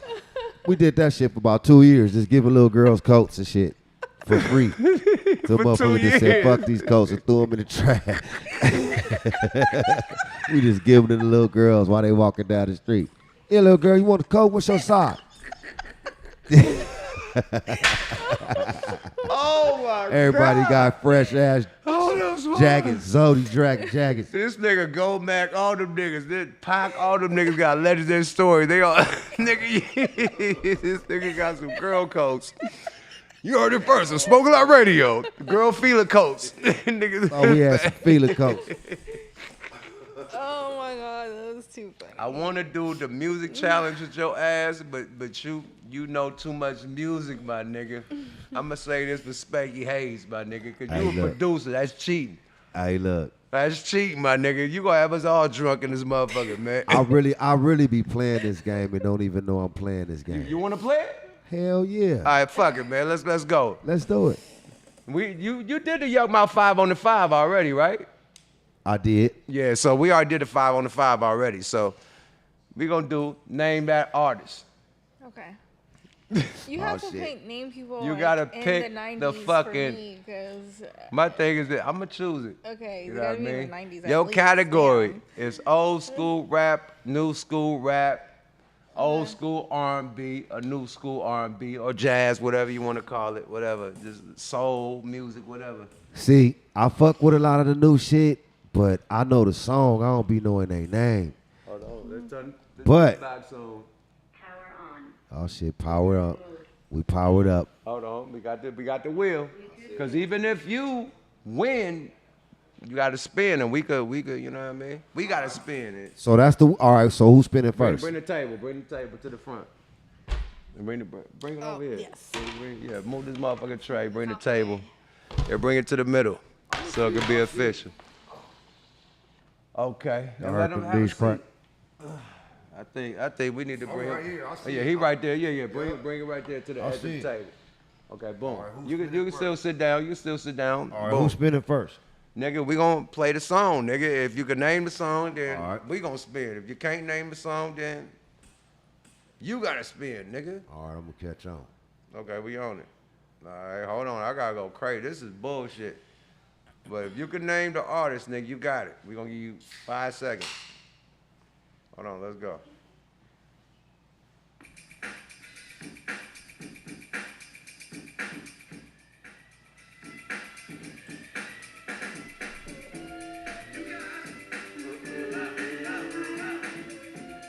We used to bump that. The glamorous Who that? life. Who's the artist? I got the drink because I forgot that Who's name. the artist, though?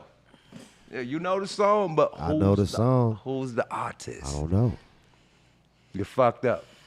You gotta spin the wheel. It's Cool C. Oh, you gotta spin the That's wheel. Cool C. That's Cool C. See, I wouldn't have knew that. Cool C from Philly. But we used to bump that. Though. I caught him. I got him. Spin All the right, I gotta wheel, spin the nigga. wheel. Yep. I thought he was gonna know that. I thought that was an easy one.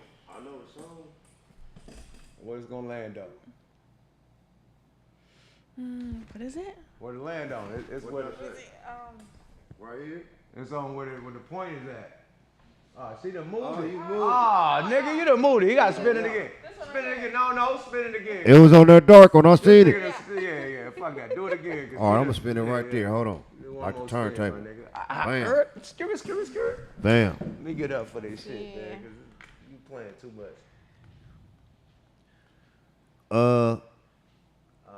Shot green. Shot green, you gotta take a shot. Me? Yeah, nigga, you gotta take the green shot. It's all tequila. Wow. Yeah. It's all tequila. Hey, yuck, this look like a double shot. Nah, nigga, that's a shot, nigga. You lost, nigga.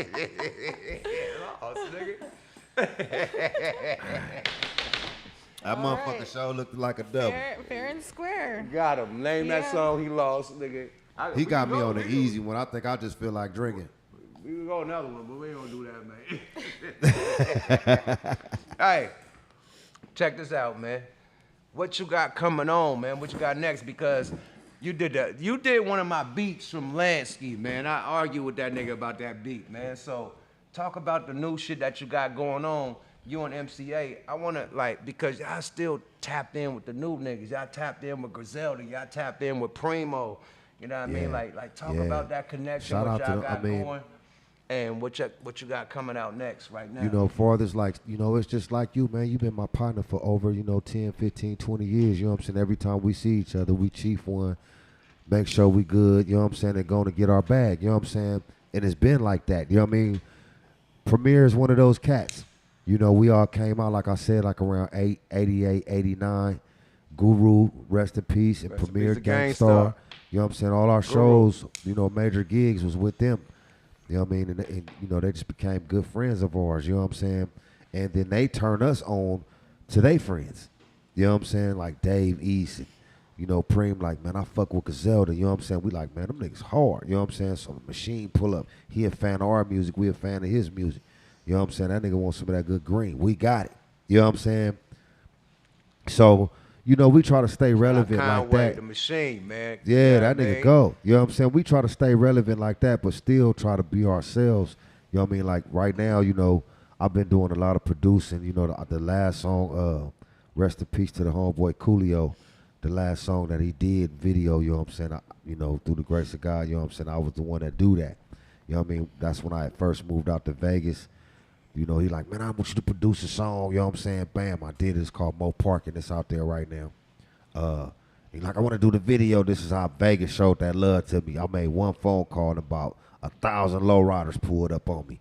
We at the park with the drones and shit shooting the video. So shout out to Coolio. Mo Parkin is out there streaming everywhere in the video. Farthest what I'm working on right now, I got a new album called Ultimate Gangsta Shit. You know, I want to say this is my best work because I really focused on it, and as well as I did it under pressure. You know what I'm saying? Moving around, going through a lot of emotional bullshit. So I'm really talking shit on this motherfucker and pouring my heart out on a lot of different topics that a lot of niggas don't talk about or what's missing in hip-hop. You know, even my feature game is wild. You know what I'm saying? Like, motherfuckers know we know each other, but they ain't expect for me and you to be on the mic together. On that I Got the Hookup remix, on that last album I did, Elephant, I did the same type of shit. You know what I'm saying? Who would y'all want me to fuck with that y'all miss hearing, but wouldn't expect me to be fucking with them? Right, you wouldn't expect it. You feel me? I did the same shit. You know what I'm saying? And I got a lot of artists that I'm fucking with, my sons and, you know, my little homies and shit. I'm putting them niggas on. It's time for me to motherfucking sit back, homie, and, you know, give these flowers to my youngins. You know what I'm saying? I'm about to be 53 years old. I wrap circles around these young niggas and a lot of these old niggas too. You know what I mean? But I done said all I'm gonna say. Hey, let them know, nigga. You dig? Let them know. Nigga, the gas tank is still filled, nigga. Niggas still talking shit and swapping spit and having fun with it, you know what I mean? So get ready for the Ultimate Gangsta Shit. That's dropping April 29th. You know, my label, Boom Docs. You know what I mean? We going crazy. Big time Boondock swag in the building, man. Yes, y'all make some noise for Compton Chill in the motherfucking building, man. Legendary, man. Compton's Most Wanted, man. Thank you, my brother. Give me your social medias before you get up out of here, bro. Make sure y'all tap in on the Instagram. That's mainly what I'm on. It's at the Chill CMW. Y'all know I spelled the THA. Then it's Chill CMW, all one word, the one with the blue check. You know what I mean? And that's basically where I'm at. You know, you hit that, hit the link in my bio. It's going to take you everywhere you need to know. My YouTube channel, all my you know, Spotify and all that shit, all the links is right there. My clothing store, well, I got the super duper drip on that motherfucker. You know, niggas want to fuck with me with the beats, mixing and mastering, all that information is right there. So, at the Chill CMW on Instagram. That's really, Where really they get that merch at? Man, they got it, thechill.com. You know what I'm saying? Tap in. You know what I'm saying? Like I said, that link in my bio, you know what I'm saying? It's going to take you right to the store. And I make that shit hot off the press, too. You know what I mean? Whatever you want. Motherfucker might say, I want the Army B and the yellow orange and, you know, this, that. I'm going to hook that motherfucker up. It's going to be hard. Off top, yes, man. Indeed. Legendary Handmade. Chill in the motherfucking building. Smoke a Lot Radio. Yada-da! You feel me? Yes, indeed. I'm off mushrooms. Everything look fucking groovy, man. Period. Everything groovy like a movie. Microdose. Yo, man, we got the legendary Spanky Hayes pulling up next, but let me have some dialogue with Sis. How you feel about the interview? I think it was like a great history lesson for a lot of people who didn't know about the, was it 80s, 70s? The 80s. 80s and the 90s. 80s and 90s, yeah. You're a youngster, so you learned a lot, right? I definitely learned a lot, yeah. Where was you at when you first heard gangsta hip hop? When I first heard it? Yeah. Probably in the backseat of my dad's car. Shout out Pops. Yeah, I don't remember like what year. What was the first song? I'm gonna say something from Ice Cube. He loved Ice Cube. Yeah. And my dad's a Gemini, like Ice Cube, so we heard a lot of that, a lot of Ice Cube, a lot of some Eazy-E, not really a lot, mostly Ice Cube. See, straight up, my first time hearing real gangster, like I say, fucking Ice-T, bro. But first time hearing Compton's Most Wanted was just fucking legendary, man. And then MC8, you know what I mean, going solo. I had the motherfucking album when a nigga was reaching for the 8-ball, nigga, all that shit, nigga, like legendary niggas, man. Made me want to be a rapper, you know what I mean? Mm-hmm. Your heroes. Yeah. Ones you grew up with. Made me want to do my thing, you know. Still sharp and still, man. You know what I mean? We all have idols, like people who. Like I told this nigga, I done cried off their music because of how, you know, they use the old school songs that our parents, you know, raised us on. So legendary motherfucking interview, legendary niggas, man. Them niggas really fuck with me, fuck with Numb, you know what I mean? That's why I feel like you should call this the Legend Podcast, because you always just bring legends on. Hey, man, shit, fuck it, man. But we Smoke a Lot Radio. You bitch you. Yada-da. You feel me? Thank you, young lady. You know what I'm saying? Thank This you is for a having fly vibe. Last time I was here, it was a different set. I just told Yuck, hey, man, this is fly right here, Jack. Yeah, alumni. He alumni. He done been here before. You know what I'm saying? Yeah, so shout out to the show, man. I love this platform. I love what you're doing, man.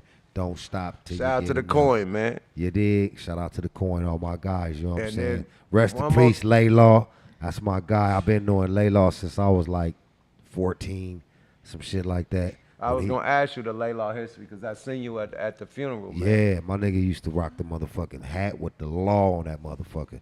It say law on it. You know what I'm saying? He got them Lokes, the OG murder ones, with that trench coat on.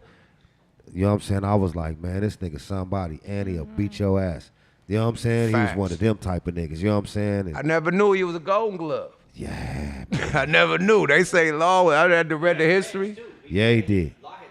Yeah, he did. Law, I ain't know Law was a Golden Glove. We didn't know if we didn't meet Laylaw, we would never know a Butter Law or hear groups like Michelle A. or you know what I mean? You know, a lot. It's so much shit that he did in the cut.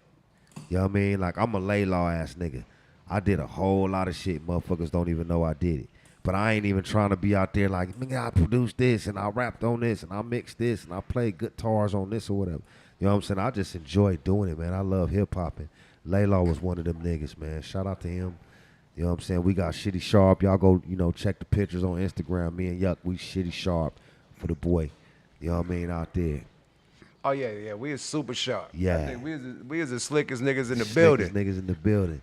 Literally, man. No disrespect to the funeral, man, but Yes, we indeed. pulled up sharp than the motherfucker, Yes, man. indeed. I pulled my mink out. Damn, sure did. Yeah, it was a good day, man, for Laylaw. It was a great send-off, Yes, man. indeed. Yes, Everybody indeed. Yes, showed indeed. up from all walks of life, man.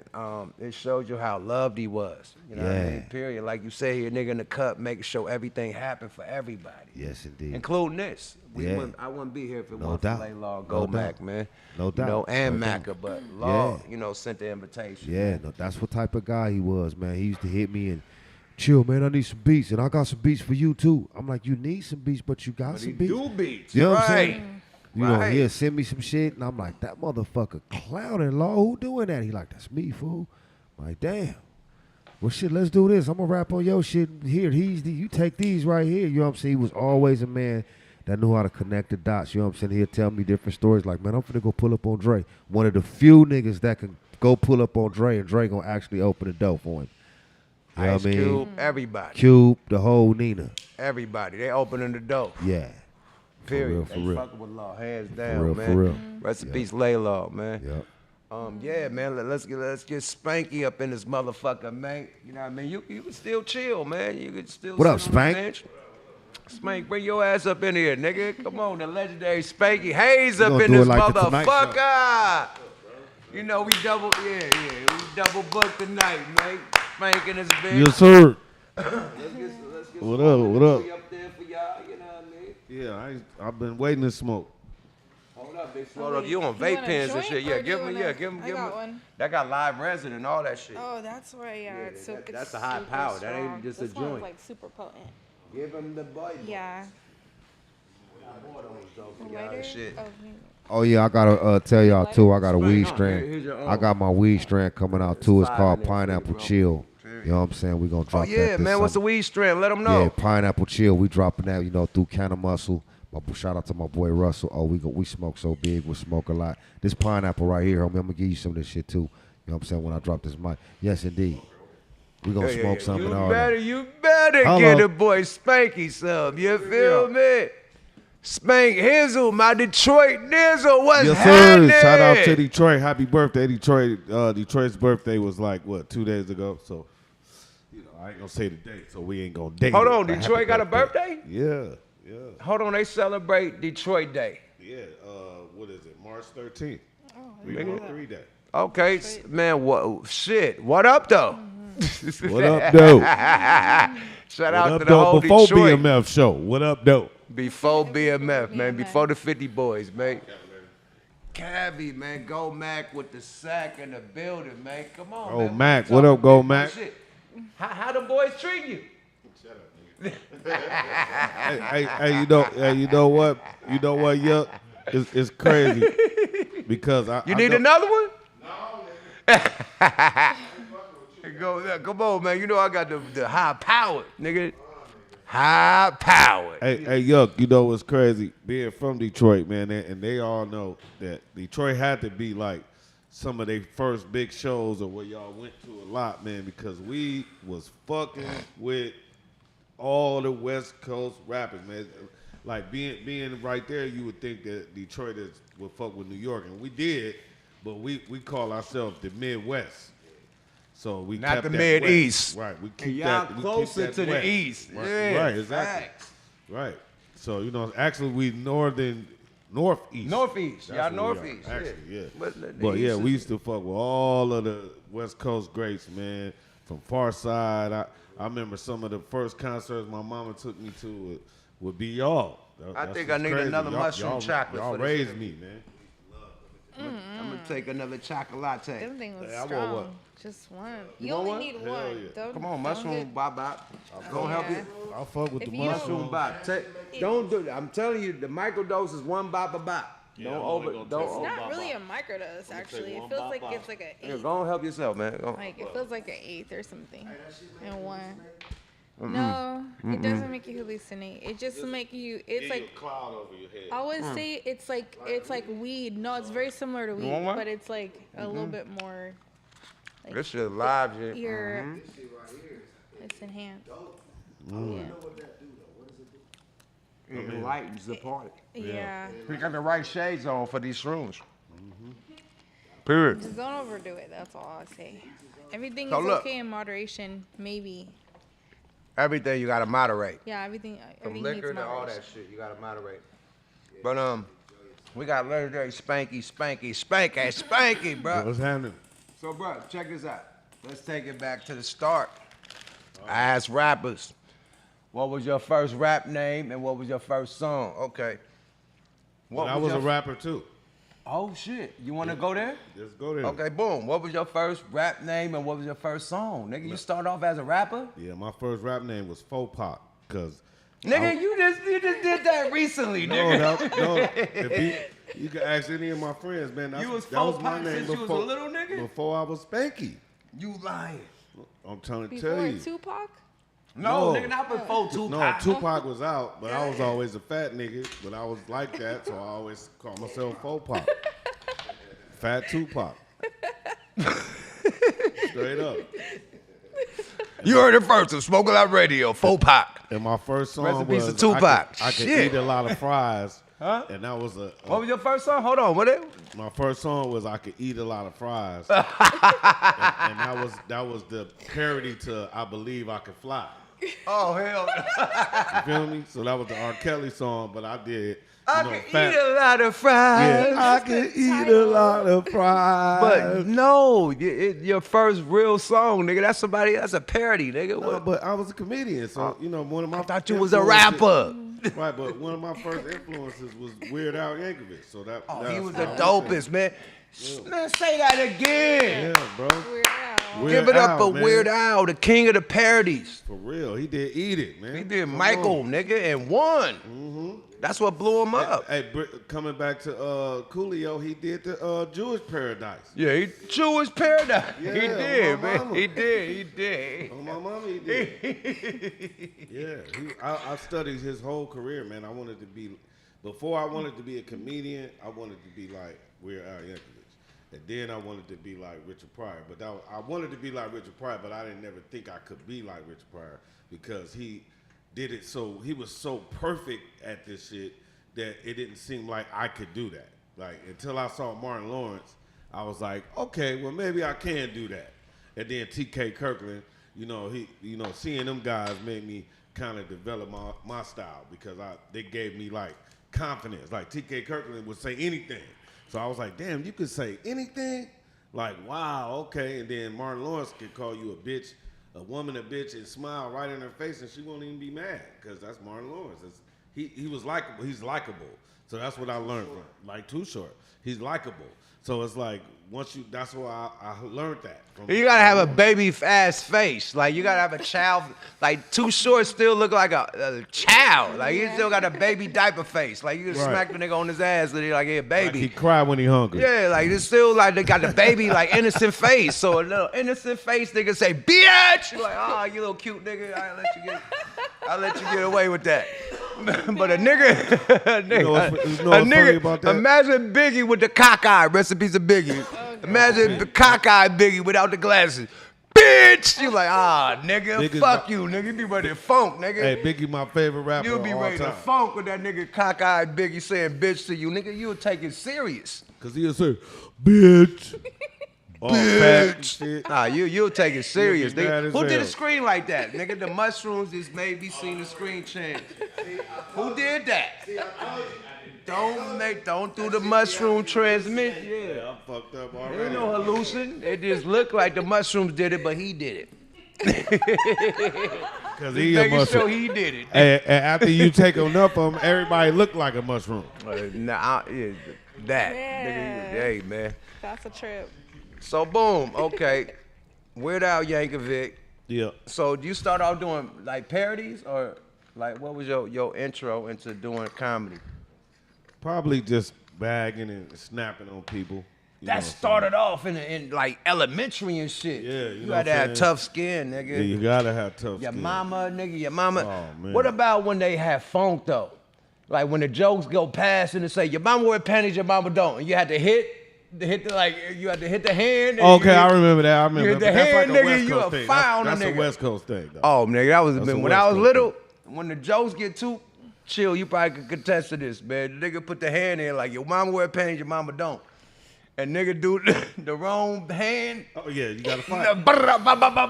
Yeah. Nigga put your mama don't. You better start firing on the nigga ASAP. Bah, bah, bah, bah, bah. Now where I come from, they don't even say no bad word. He just say your mama. That means you got to lock up. He ain't saying nothing else, yeah. No, I'm gonna tell you what it was. Your mama wear panties, your mama don't. That was some Oakland shit. Hey, it's your mama. That's some Oakland shit. Say your mammy. Oh, if a nigga say your mammy, the joke started off on a nigga mama. Nigga, your mama so fat, your mama so black, your mama so poor, your mama. It started off on your mama before you. Right, but I'm saying, but if a nigga say your mammy, that's different. Them fighting words. That's like bitch. When the jokes get too crazy, nigga, we had to like diffuse with the mama wear panties, the mama don't. Nigga please, mama don't. So it never diffused nothing. And it just like the start of the fight. Like, and so motherfuckers still don't know after the fight. Why we doing this? Wear panties like, this or not. fight. Like, why you gotta do this little hand shuffle shit y'all doing? Just fight. Fight. Well, hey, that sound like when niggas like, nigga, don't touch me, don't touch me, don't touch me. Right. Like, nigga, fight. Nigga, like fight, bro. Nobody wants to fight, but we don't want to look like a punk. So we just So they gotta do the little hand challenge. Your mama wear nigga, fight, nigga. If it's turned up, it's turned up, nigga. It's up, nigga. Period. So take us back to Detroit. Yep. You know what I mean? You're a little nigga, you growing up. This is the Motor City. You know what I mean? Y'all got motherfucking Chrysler out, Chevrolet out there. My grandfather retired from Ford, so you know. You got Ford out there. Like, it's called Motor City because all the motherfucking car companies was out there with the factories. And the first freeway. The first freeway in America? Yeah, because that's how they test the cars. Oh, wow, serious. You heard it first on Smoke A Lot Radio. Yeah. On my mama. The first freeway was called the Henry Ford Freeway. In Detroit. Yeah, and that's how that car was the test. That's how you test drive, and that's how they test the cars. And then they continue freeways after. Come on in. Hey, man. Hey, you heard it first on Smoke A Lot. History lesson, Smoke A Lot Radio. Straight up. And I grew up in New York, too, Harlem. What up, Harlem? You know what I'm saying? So you was born out there, then you moved to Detroit? Yeah. Well, I was born in Detroit, and then I moved to New York so early that I thought I was from New York until I spent a lot of time in Detroit, and then that's where I learned a lot of shit. But then I moved out here young as hell in 2000. Oh, no, I'm sorry. Oh, no, you fast forward in time. 1996, I moved out here. So. Oh, yeah, you fast forward in time. Let's go back to your New York and your motherfucking travel between Detroit and New York. Okay. Is this a comedian travels or this rap travels? No, this life travel. Life travels with parents and shit and whatnot. Yeah, because my dad is Cuban. All his family moved to New York. Puerto Rico? Oh, no, Puerto Rico. Cuban, man. I did the mushrooms, man. Oh, yeah. I was about to say. Well, shout out to the Afro-Latinos. You can Yeah, shout for out. sure. Bushata. sure. Like, I was about to say so. I'm one of the first. I just didn't know how to promote it. Do you speak Spanish too? Boquito. Hey, come on, stop. Boquito. I know how to say dirty shit, just like Hey, that's all you need sometimes. So all Right. Cubans and Mexicans, everybody speaks Spanish, no matter what you are. Dominican. Yeah, LA. now it might be different slang words. That's what I always wanted to know. Yeah. Like, y'all niggas all speak. I mean, it's kind of basic, but it's different slang words, so that's what make it different. It's like You feel me? patois. It's like patois. Like It's kind of like Jamaican. patois, but it's Switching it up Like from the Caribbean. British shit. I would say it's more like speaking Arabic, Oh, Damn, shit. I wouldn't have guessed like that. Arabic and Spanish. Hamdulillah. It's very similar. Okay. Really? So yeah, definitely. You know what I'm saying? Shout out to all my Chaldeans in Detroit. You know what I'm saying? Nigga, that's the They mushrooms love talking. they love you out there, man. And they love y'all. I'm gonna tell y'all one thing. They love I y'all. was gonna say MC8. Italian, but All y'all, I grew up off y'all, man. Straight up, y'all made me. Hey, That's so- why I'm the first. Well, I wouldn't say I'm the first. Well, I would say TK Kirkland is the first hardcore hip hop comedian, and I would definitely say I'm the second. Let's take it to that. Okay, so you I would say Richard Pryor the first gangster rapper comedian. That's what I would say. let's take it to that. Let's take it to Dolomite, that. Blowfly, but I didn't get to them. Till later, so I got to Richard Pryor first. So that was your influence to even start doing this shit, Richard? Red Fox. I mean, Red Fox is like fucking You Jay-Z. gotta, come on, man. The niggas always forget about Red. Never forget about Red. He was on TV longer than anybody. Anybody. Come on, man. He was the man. first sitcom, black sitcom. I remember. Sanford and Son. Exactly. Let them know. They could go watch that on all types of shit. Right. And Richard Pryor wrote on Sanford and Son. How about that? Yeah, Hold on. Richard gave Pryor wrote. the job. Hold on. Richard Pryor wrote Sanford and Son? He didn't write all of it, but he wrote some episodes. Okay, cool. God damn. I heard that. And Paul Booty was right though there too. Shout out to Paul Booty. I heard Rest in peace, that. Paul Booty. Rest in peace to Paul Mooney, Paul man. Mooney was he was like one of them white rock and roll singers, nigga, of comedy. He was like a seal. That's on God, cause he did a lot of white rooms, but he was black power like a mother. He would tell white people whatever it was to their face, bro. Like until he died. Motherfucking face, like history. Oh man, this dude You was white amazing. motherfuckers wanna be Jesus Christ? You niggas are never Jesus Christ. Like, you Jesus Christ was black. You niggas will never Like, be he- Jesus he's like, Christ. go You niggas. religious on niggas, everything. Hey man, shout out to Paul Mooney, man. Well, the oldest Paul Bible was Mooney. in Ethiopia. Arsenio a gangster. Eddie Murphy a gangster. So gangster, I ain't gonna even say nothing else about Eddie Murphy. I'm just gonna say Eddie Murphy is a true gangster. That's all I'm gonna say about it. So with this, like, let's take it back to you mentioned a lot of people, man. When I started seeing like a lot of like me growing up, you know, besides Richard Pryor, besides Eddie Murphy, you know, them big comedy specials or whatnot. When I started seeing the up and coming comedians was Def Comedy Jam. Okay. That's where I discovered Martin. Right. You know what I mean? Rest in peace to a lot of the dudes, man. Bernie. I'm hot. I'm on this motherfucking Bernie Mac. mushrooms. You gotta say Bernie Bernie Mac. Uncle Bernie. Bernie Mac. Also, my nigga Bebe Kids. Robert Harris. Robin Harris came from there too. So it's a lot of legends that came from there. You know what I mean? Was you able, you know what I mean, to even fuck with that, or did that influence you to do what you do? It influenced me a lot. I was unable to do Def Jam because I was too young to do it. So by the time I got to LA, they were shooting in LA, ironically. And I think that's when Mike Epps was hosting it or something like that. And they started doing sketches. So I started out, to answer your question earlier, because now that my mushroom was kicking in, is that I started It's like fast. acting first. Like my first thing of this was to be an actor. I wanted to be an actor. It just wasn't. It didn't look easy. So I was trying to wait for something, and then in Detroit, they didn't have like acting classes back then. Like that was like a, you know Detroit, y'all know Detroit. So it wasn't like it's not a lot of things offered like that. So when I went to New York made it like too hard. They would be like, it was different. So when I came to LA, that's when I got my confidence to do it, because everybody was laid back and smoking weed and got braids in their hair and shit, and the bitches is all bad, asses everywhere, just giving nigga confidence. You can fuck with a Latino bitch if you want to. You know, where I'm from, it's all black girls. Well, shout out to all the women in the world, but shout out to all black girls. But when you come to LA, you can fuck with a different race, man. So, I mean, I think that's fun. I don't know. It was good for y'all, it's good for y'all, but I have fun doing that. Here, you can fuck an Iranian bitch. You can't do that in Oakland, man. Like, hold on, man. What this nigga is saying is true. Yeah. Nigga, I ain't never met nigga, I ain't saw, when I, back in my day, I'm married now. But I ain't never had a menage a trois until I came to LA. Like, just two bitches. Like, we always ran trains. Like, it was hella niggas on one bitch. Right. Like we was little niggas. I came in the game as a teenager, my nigga. I was like 21 when we came in. I was 16. So, boom. 18 when I came in, actually. But, like, started, I'm 21, right? So, boom. Moved to LA.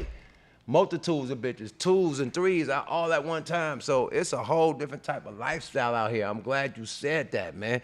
And on top of that, different ethnicities. I ain't never met a fucking, what is Kim Kardashian? Right. Armenian. I ain't nigga, ain't no Armenian bitches in Oakland. Like, no, nigga, no. And hell no. Period. There's all types of different motherfuckers out here. Right. And this is the first place. And like, even in New York, the Puerto Rican girls is a little mean. They still kind of a little mean, a little bit. Nigga, but Puerto Rican bitches in New York is lit. Yeah, it's lit out here. It's like what's that little area they got over there? Dykeman? Oh, well, Dykeman. Dykeman always be lit. Shout out to the Bronx, yeah. In New York. Dykeman is dumbass lit. I ain't never been there. Police ladies have fat ass. Everybody got fat ass. Yeah, Dykeman, but they got an attitude. Bitches with big asses and attitudes. Straight up. BBA. Hey, that ain't no BBL either. BWBA. Hey, bitches with big asses and attitude. Right. That's a whole shit about New York bitches, man. Fuck their attitude, man. Yeah, they be kind of. Like, they be hella cocky, but they be the first one to want to fuck in the ass, though. Once you, like, the first bitch I fucked in the ass was a New York bitch. She was on some, like, on some real shit. She was on some, like, Lil' Kim shit, fucking the ass. On my mama. No, I'm telling you the truth. No, this like in the 90s, nigga. This like 95, nigga. The first bitch I ever fucked in the ass was a New York bitch. I wasn't on no shit like that. Right. The bitch said, put it in her ass, like Lil' Kim. No, on mamas. It was a New York bitch, but she was so cocky for me to knock her. Nigga had to do bottles and all types of shit. Once a nigga reeled that bitch in, she told me to put it in her ass. Like, hold on, bitch. And they do that. They go for it. They go for it. Nigga, she's from the Bronx. Boogie down. Shout out to the BX. Yeah, she got BX for real, nigga. Yeah. I feel you. Bad bitch. But anyway, back then. Crazy. The mushroom talk, man. You know what I mean? Back in the heyday. Hey, I can hear you. That's why I'm on mushrooms, so I can hear your mushroom talk. Back in the fucking heyday, man. You know, it went down, but New York bitches be acting the cockiest, bruh. For real, until you like because really, the niggas be thirsty. They be like, yo, ma. They, you pull up the bitch club be and all popping the way down the street. They still be like, nigga. yo, ma. Yeah, they thirsty. And then in the 90s, man, they was like real hella Afrocentric and shit, like real like Black Power and shit. They didn't fuck with no gangster rappers. Like niggas like us, when we go to New York, nigga, it was all bad, nigga. You had to. But I found the ghetto bitch that wanted. I remember we was in the tunnel. Y'all niggas performed. You and We ain't never performed in no fucking tunnel. It was one of them clubs in New York. Yeah, we performed at one of them motherfuckers. Yeah. Dr. Dre was there. Nigga, we was all in that motherfucker. Y'all was up there. I got 5 more. Bitch! It was a gang of bitches in the front row and shit. Them bitches they was mad. Not having it. They was mad. They was mad. Nigga, I was there, nigga. We tried to say that I got 5 on this bitch part in New York, and they was not having it. You right. I was there, my nigga. This nigga got the memory of an elephant. This nigga, elephant. Remember, we is out there and we like, it's like a part of the hook. You got 5 on it, bitch. Yeah. And there's all New York bitches in the front row like, we ain't fucking with that, bro. We had to change. Like, yeah, you know what I mean? I remember that. God damn, bro. And it was like a celebrity party. It was one of them ones with all the, everybody, yeah. So let me ask you this. I know I'm it's one here of to them be tastemaker interviewed. parties. You know what I mean? I know I'm here to be interviewed, but let me ask you a question. Cause you know me and you go way back. Shout out to Cuzzo Fly. Shout out to Cuzzo. I remember Cuzzo Fly before he was a loony. I started this whole shit with Cuzzo Fly. Yeah. Me and him started Smoking Like Radio in 2010. You know, he just grew to greener pastures and shit, doing other things. But I kept it going. But yeah, that's my nigga. It wouldn't be no Smoking Like Radio if it wasn't for Cuzzo Fly. We started this shit together. Yeah, I got love for him. But go. Well, let me ask you this. So having this big, giant hit, bro, right? 5 on it. And this motherfucker is okay. So I don't remember exactly the year I got 5 on it. Came out 95. So let me tell you where I was and what it meant to me and what I was doing at that time. Please do, I was bro. fucking starving.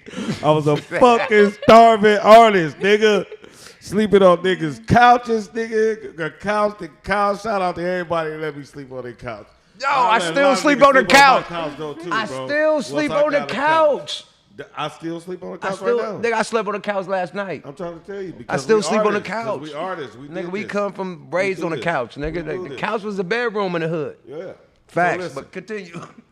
So this 1995, man. This is the time I'm in LA, nigga.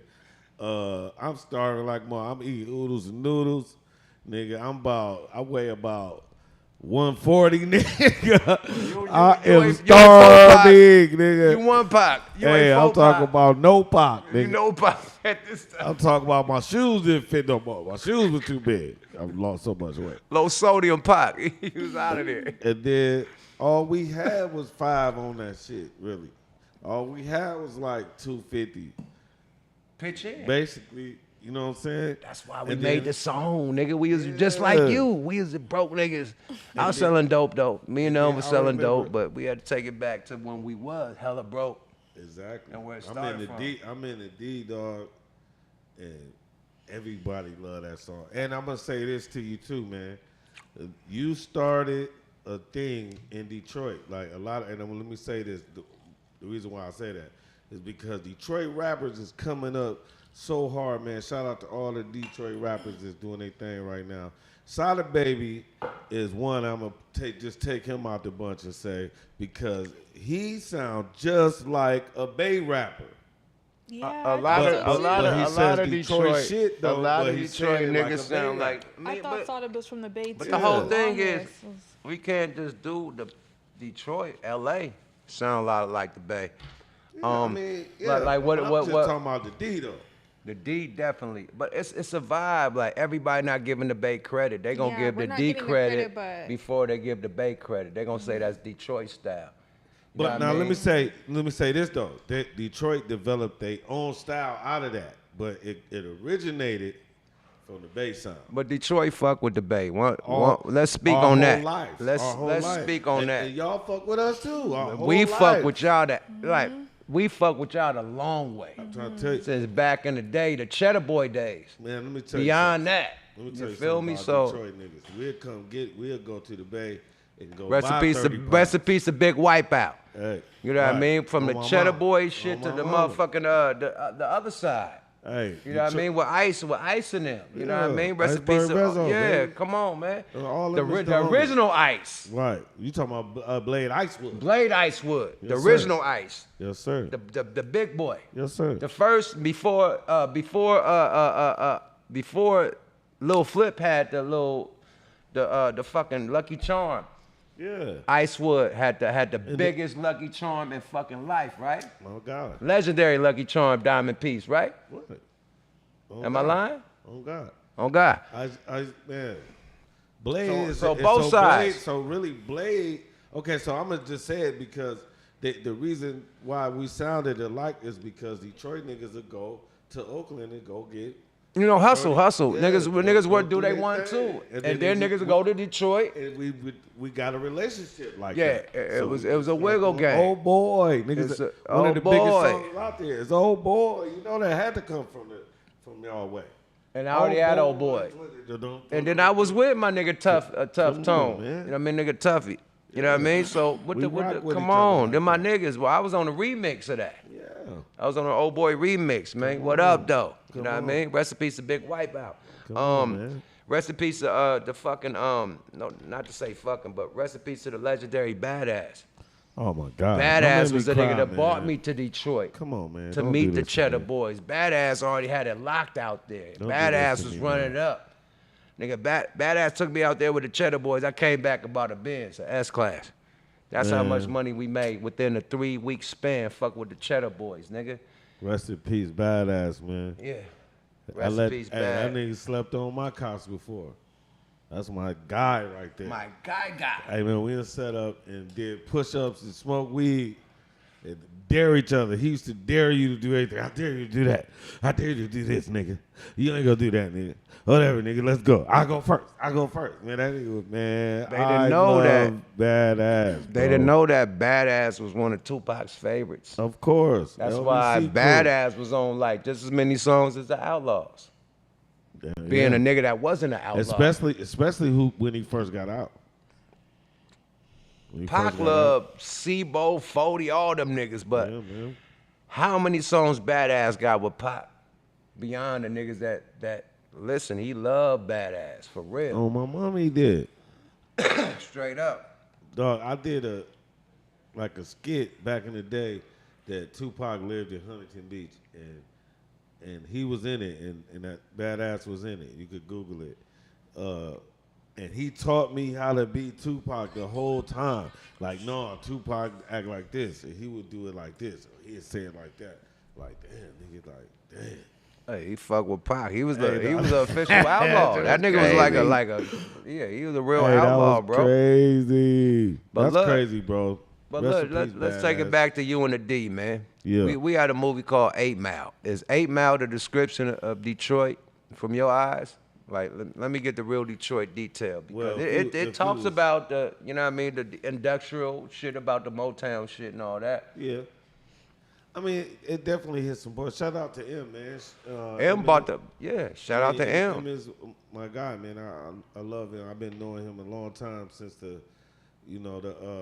Maurice Malone. Maurice Malone. You know what I mean? And rest in peace. Maurice Malone, man, because he used to bless me, man, when I was coming up and first starting in the game. He would give me clothes to wear on stage. So, you know what I'm saying? But rest in peace to Proof, because he was the host. Proof, man. Come on, man. Proof was the host, right? Man. Shout out to Swifty McVeigh. That's my cousin. Swift, that's too. How I even know. Swift, nigga, you know, y'all look alike. That's my cousin. Did you know that we made the albums together? Well, I think I did know that. No, you didn't. I think I did. I think I seen y'all. Well, I think I seen y'all in a picture or something like that. No, we did an album. We just dropped one, man. Long story longer. You know what I mean? Man, I think I seen y'all post that. Us, me, Razcast, Swift, man, and me and SK. Razcast. People used to say me and Razcast looking like all twins. Y'all niggas the same size, everything. I love Razcast. Shout out to Razcast, man. You know what I'm saying? I love that guy. We dropped the album together, man. Shout out to Swifty, man. You know what I mean? Come D12, on, the whole gang, nigga. Bizarre, all them niggas, man. For That's real. Yeah. Legendary niggas, man. Legendary niggas changed the game. Yeah, bro. You know what I mean? But 8 Mile, is that a real description of what Detroit was right growing up? Well, yeah, in a sense. In your age. In a sense, but I don't want to like lessen it to say probably if he was white, so I don't want to lessen it to say that. We ain't gonna say that. But I would say if it was black, not to a black person. If it was black, it'd be called 7 Mile. Or 6 Mile. Or 6, 7 or 6. I would say 6 Mile because that's more hoodish. But 7 Mile is good because that's what actually.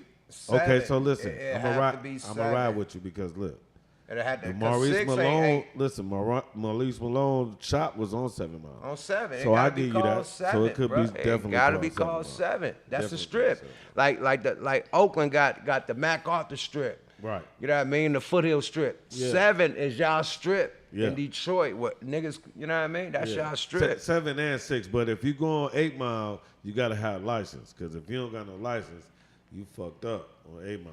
So that's why I would say no, it ain't. That wasn't like real. But yeah, it should be called 7 Mile.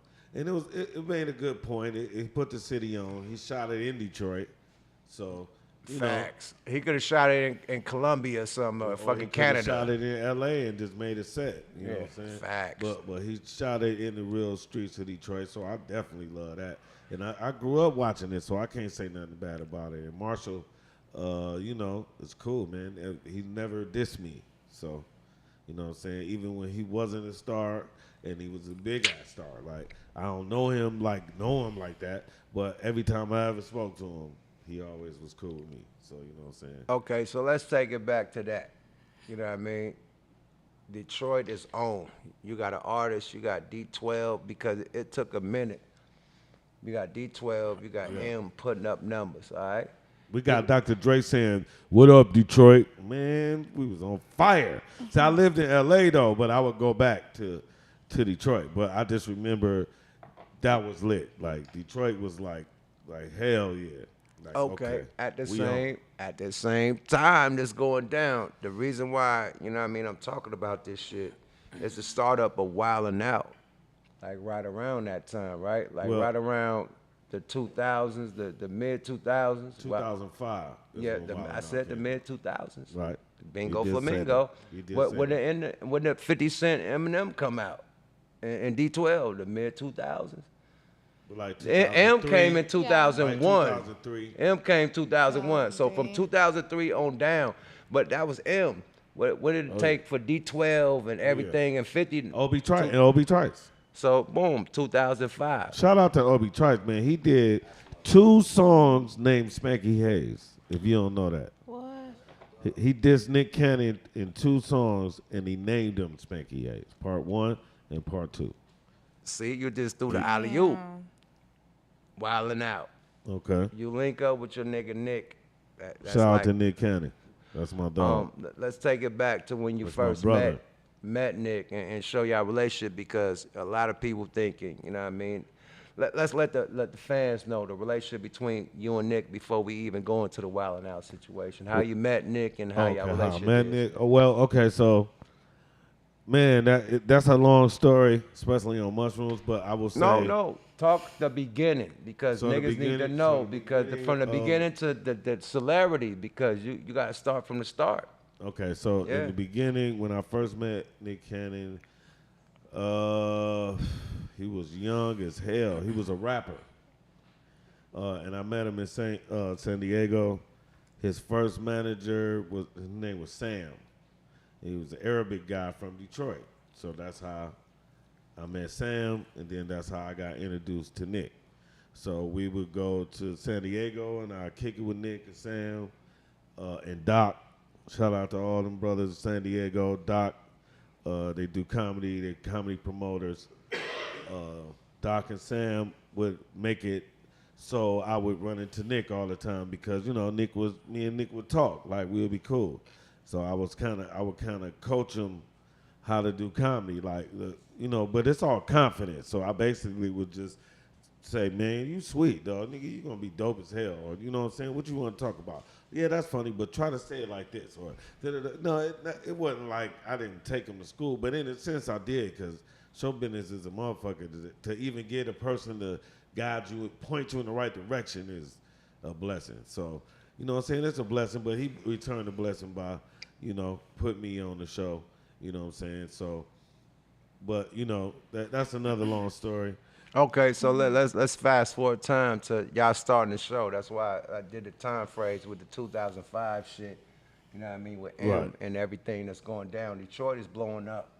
You know what I mean? Now you link up with Nick, and y'all think of some type of how that start? Like even the concept. What was the pitch? Like, you know. Well, okay. So me and 4 guys from Detroit, we were named the Other Level, and we had an improv group, and we would do like Wild Style and skits and right on stage, like kind of like a play in a sense, like Wild 'N Out. So we got a deal, and then Nick had a deal all with Overbrook, which is Will Smith's company, Overbrook Productions. So our deal went sour. We didn't get nothing out of it. And then 4 years later, Nick comes and say, I got a deal. Let's do this show. And I'm like, what show is it? What kind of show is it? I'm like, yeah, but what kind of show is it? And he was like, it's like the same show you do. And I was like, oh, okay. Of course, at the time, I would have did it anyway, any time. You know what I'm saying? It's a fucking TV show. You know what I'm saying? Our deal didn't go through. So the business, that's the business. That's show business. But of course, we're both young as hell. So I did the show. I kind of created the show is what I'm saying. I created Wild 'N Out. You heard it first on Smoke A Lot Radio.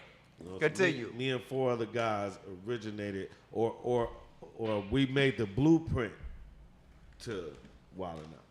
We was like the stage show blueprint of it, and then he got a deal, and and expanded because he had a deal, so he had the money to do it. So of course I'm a ride, but so I was like a coach. Lenny and this motherfucker, man. What up with Lenny? What up, man? So I was kind of like Draymond Green in a sense, because I'm like a coach that's on the floor. You feel me? So I had to kind of direct it in a sense. But I'm not trying to take all the glory or nothing, all that shit. Again, we was young. The show was young. You know what I'm saying? We was trying to develop it. Right. You know what I'm saying? I was just one of the beginners on developing the show, basically. That's what I'm trying to say. So what are you working on now? What's new? What's next? Oh, man. There's so many things that's up next. First of all, I'm out of retirement, bro, so I need some beats, man. I got a comedy album I'm working on, man. Yeah, we definitely tap in. I just moved back to L.A. I was living in Vegas. I fucking hated it. It was the worst ever. Why? Vegas is cool to go visit, but Yeah. if you try to live in Vegas, that shit's fucked. Because it's too hot in the you summer. No offense, but fuck living in Vegas if you don't have to.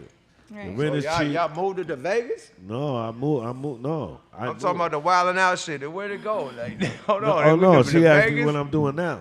Hold on. Like, this is the main subject, man. Like, I see this to wiggle this shit out like that. Like, you let her just distract you like that? Well, you had slipped away, so I basically. No, it's good. It's good. Yeah, keeping it. Love you, bro. Salute. Salute, bro. Nice. I'm gonna get Chill your in the Instagram, building. bro. What's this? No, that ain't it. That ain't them, bro. Don't grab that. That's lookalikes. That's lookalike. I got some other shit.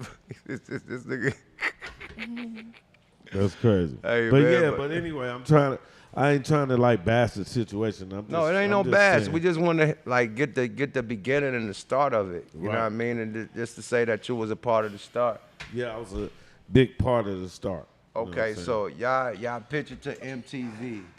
Yada da. Yada. Sis. Okay, so y'all So pitch. yeah, no, Nick had a deal with MTV. I think Nick was pitching it to everybody, and then because we did a pilot, and Kevin Hart was on that pilot.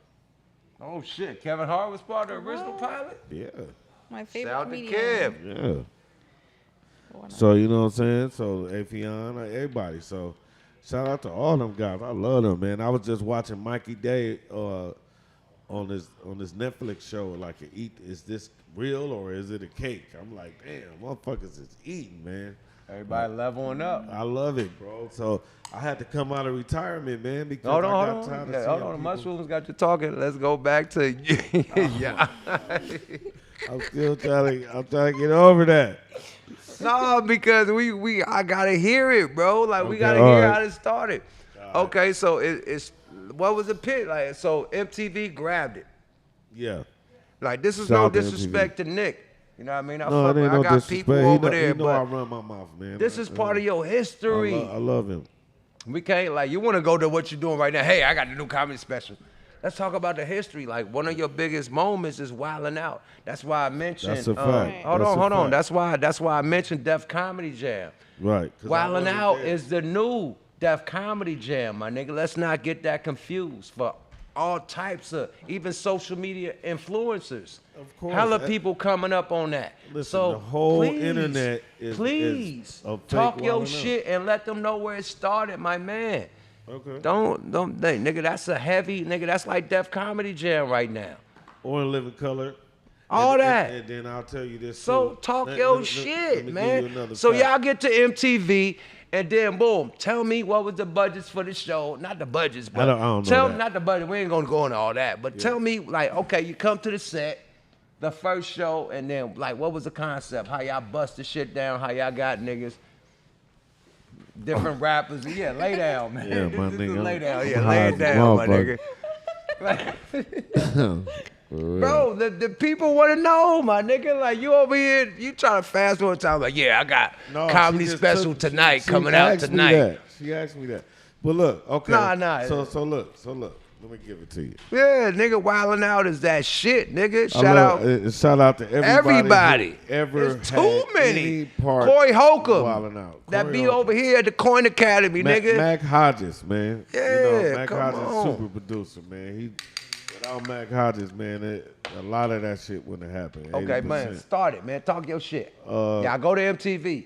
So, where was it? Where was y'all first show at? L.A., New York? Like, where was it at? The first taping, the first seasons was in L.A., and I think we shot the first season in Prince's old club, Glam Slam. Downtown. Facts. So Rest in peace to Prince. Rest in peace, Prince. He came to the show. Yeah, he came up. He was up in the bleachers. Did he float on you niggas? Oh, no. He floated on He you wouldn't niggas. let us really see him and shit. It was too much of us trying to get to him, so. Yeah, he was ducked off. You know what I'm saying? Yeah. But so we shot the first 2 seasons in L.A., 4 seasons in L.A., 5 seasons. At Prince Club. No, so every year it got to a different location level and location. So the first seasons was in, I'm pretty sure it was Prince Club. The second seasons, I want to say, we was on the lot. Some motherfucking where 6 and Bixel downtown, those studios. I forget the name of them. You know what I'm saying? So and then the third season we was there, but the budget got bigger. It just kept rising and rising, and then we hit at the perfect time because we actually shot the demo in 2004, the same year that the Pistons beat the Lakers. That year, we shot. Slow down, Turbo. What happened? Remember when the Pistons, the Super Lakers, rest in peace, Kobe Bryant, Shaq, and Glenn. What's his name? Gary Payton. What's up, Unc? Man, them niggas been stopped fucking with each other. You said this happened in 2000 and what? Nigga, Shaq wasn't part of the Lakers in hella long. I know. He was on that team, though, the same year that we shot the first. He went back to the Lakers. No, when he went to the championship with Kobe and them. So that was 95. No, that was No, it was right in the 2000s. You're right. Right, it was 2004, I want to say. 2003, 2004. I want to say 2004. Man, my mushroom talk. Me too. But I know it was somewhere in there. Mushroom talk. I'm thinking about when Kobe came from high school. That year, what year did I'm thinking when Kobe came from high school. The super team Lakers. Okay, cool. I'm trying to get the actual date because sometimes right here, the chat gonna tell you. What date was that? What year did the Pistons beat the Lakers with Kobe and Shaq on it? And that's the same year they broke up right after that year. So that year, y'all was doing Wildin' Out. We shot the first pilot for it. That same year, the end of that year. What? I can't see that. My glasses too dark. No, they just nigga muscles kicking in, nigga. That was just muscles kicking in. Yeah, so we shot it that year. Just the way you laid on that couch is matey. Michael Jackson style. Be there, the Thriller. You got the Thriller pose going on, nigga. My bad. So, you know what I'm saying? I can't look at you like the muscle. Stay. Oh God. So okay. So we did it then. Okay, cool. But then Dave Chappelle went off TV. So soon as Dave Chappelle went off TV, he had the only black show at the time. Right. So when he got off TV, Nick struck right when he announced he Right not when the coming nigga back. went to Africa. Exactly. Nick We came shooting through. TV. We on TV now. Oh wow. We shooting. Shout out to Nick. Shout out to Whoa. Nick. That was a brilliant move. So you know what See, I'm so you saying? should have said that instead of the Lakers. Niggas trying to figure out what is Detroit. No, but that was the years because I was wearing my Piston jersey to the Laker games, and the Kobe and it was like, nigga, get the fuck out of here, because I would be at Laker games all the time. Rest in peace, Kobe Bryant, man. I just named my son. You just had to rub all the what up though in a nigga face. Hey, rest in peace, Kobe Bryant, man. Hold on, That was man. I my gotta look dog, at the man. time, man. I Time kicked it is with going. him numerous times, man. Time is going That was the crazy. homie, Hold on, let me man. look at the clock. All right. And I named my son that I just had January 16th, Kobe.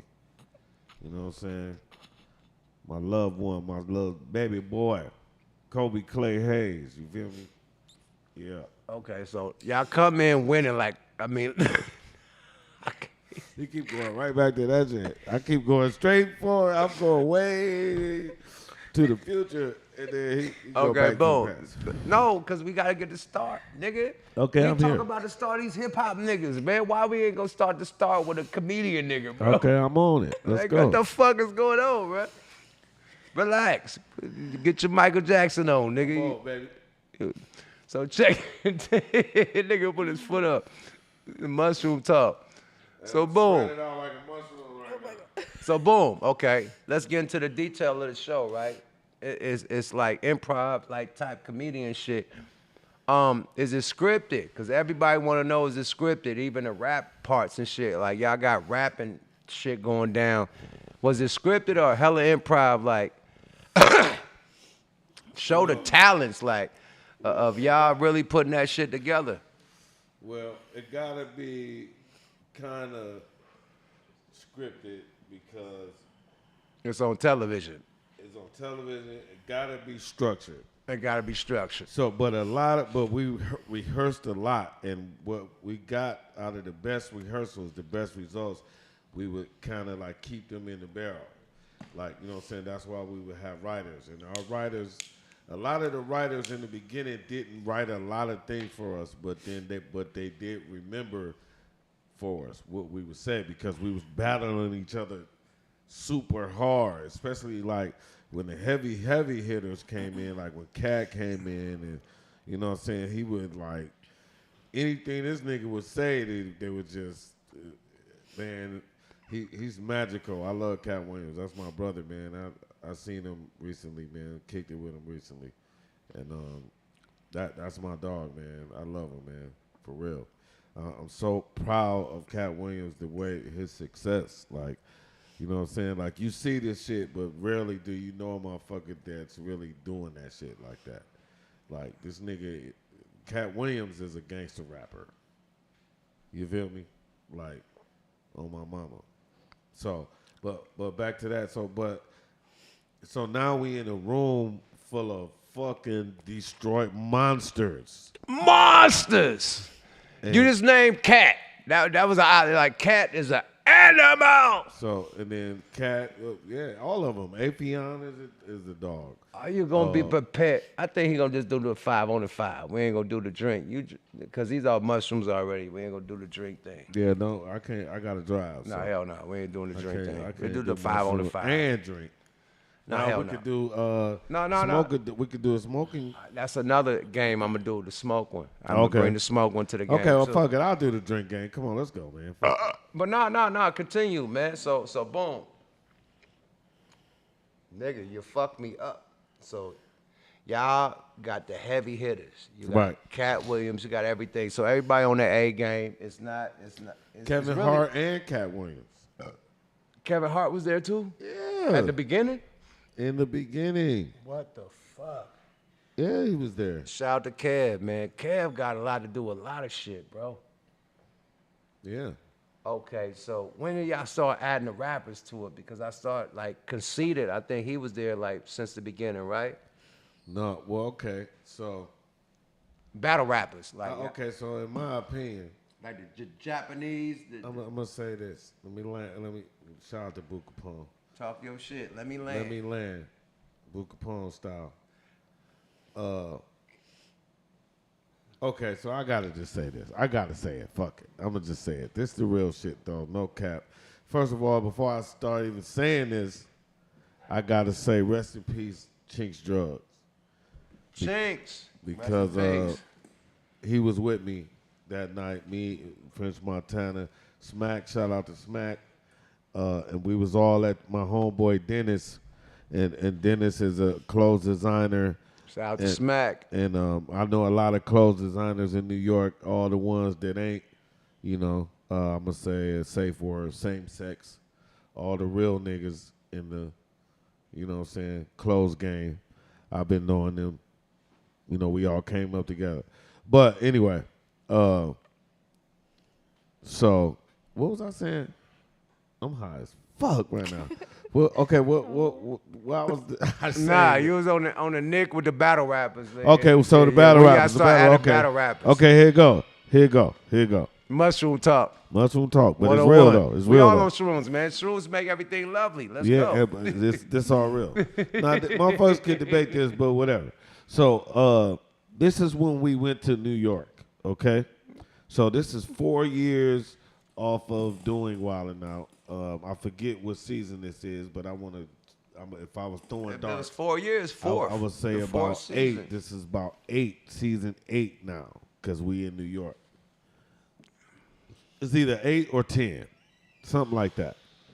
So we go to New York, wintertime.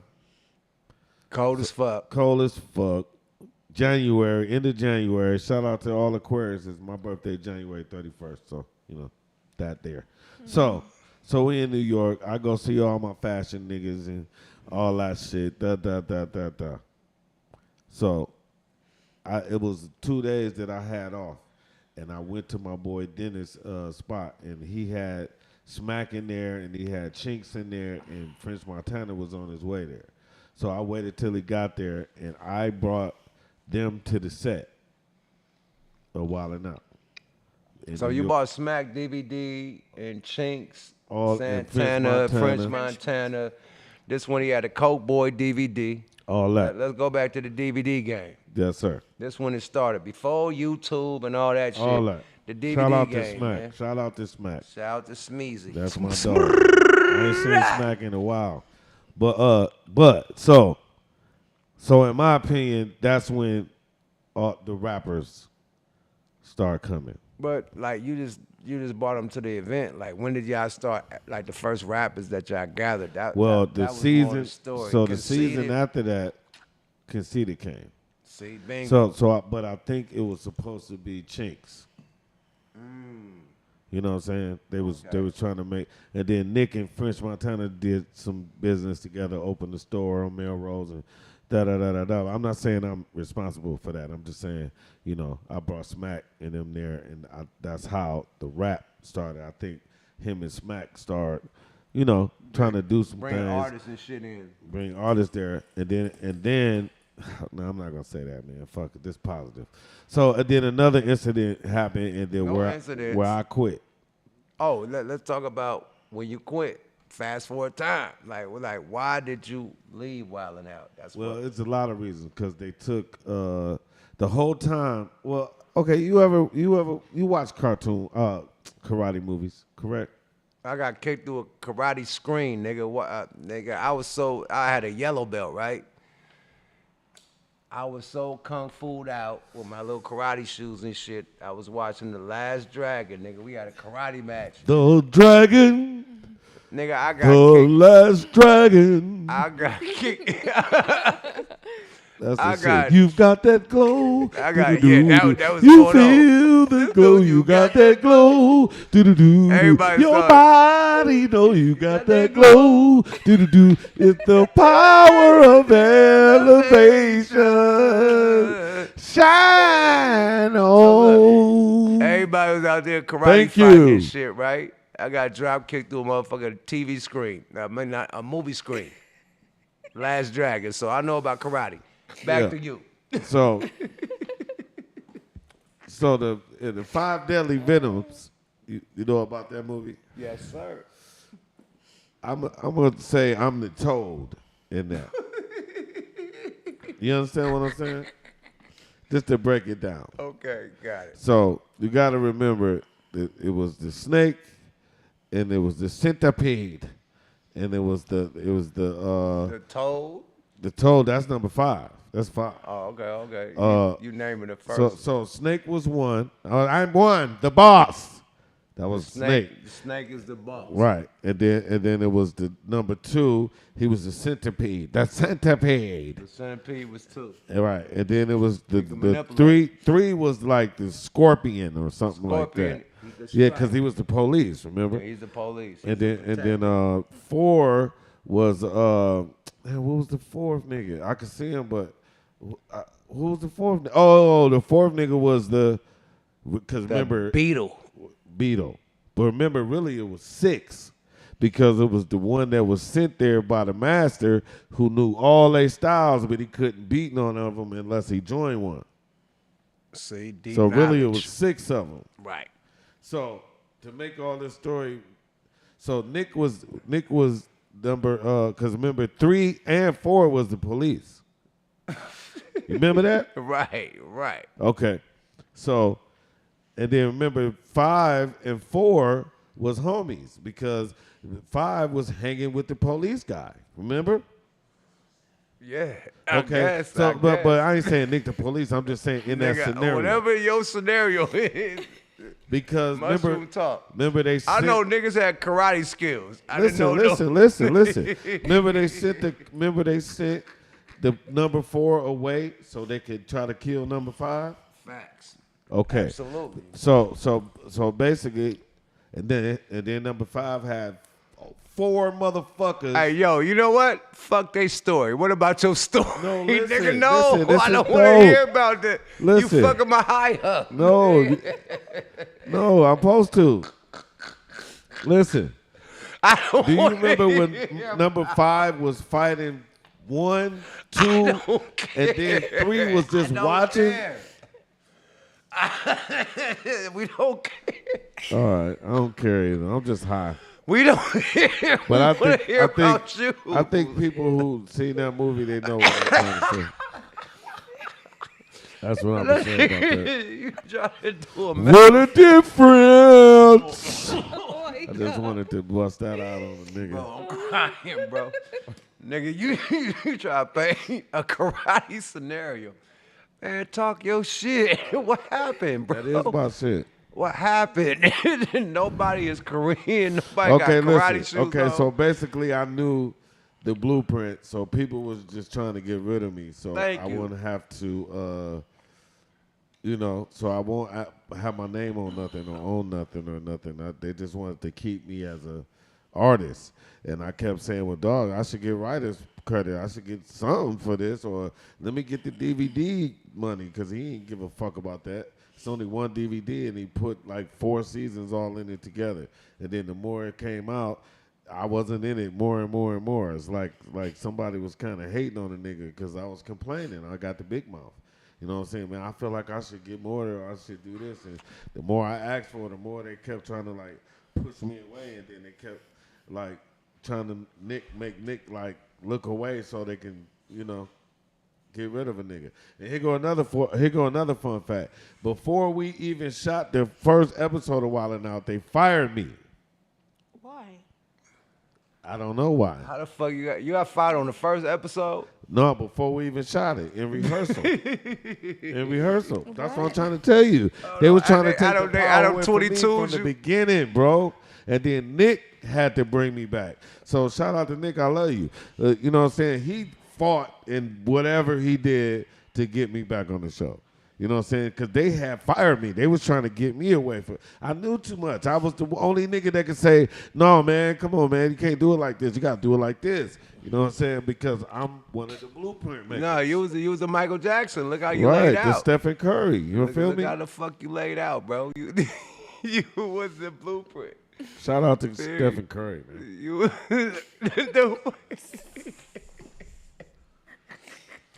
Shout out to Klay Thompson. I'm the Klay Thompson of this shit. I'm going to tell you why. Because I took off 6 years. Shout out to Lionel Richie. And then I came back shooting motherfucking winning championships. Any nigga that laid down on the album cover, shout out to them. You on your Lionel Richie right now, my nigga. Salute to all night long. All night. All night. Oh, wow. Hello. Oh. Is it me you're looking for? Oh, my God, bro. I'm sorry. I'm just man. high. So let's get to this shit, man. So okay. recently, man, we got this comedy talk, right? Okay. We got motherfucking Will Smith. Where we at right now? No, we gonna go, man. Let's get off of that, man, because you on the couch, man. Let's get off Will Smith. I mean, Nick Cannon or Frank Ocean. Let's get back to Chris Rock, right? Chris Rock had a motherfucking comedy special, and he going bad. He finally responded to Will Smith. How you feel about the comedy special and all? I think the comedy was boo fiante until I fell asleep. It had like nigga had to wake me. I didn't even get to the Will Smith part. But like you tell me as a comedian not to put you in that type of shit, but mushroom talk, it was boo fiante. I'm gonna say this. Shout out to Chris Rock because first of all, he a comedian, so I'm gonna respect the comedian. You know what I'm saying? And I'm gonna say he took that fucking punch like a motherfucker. And then to still hold your composure to the capacity that he did, I'm gonna give him.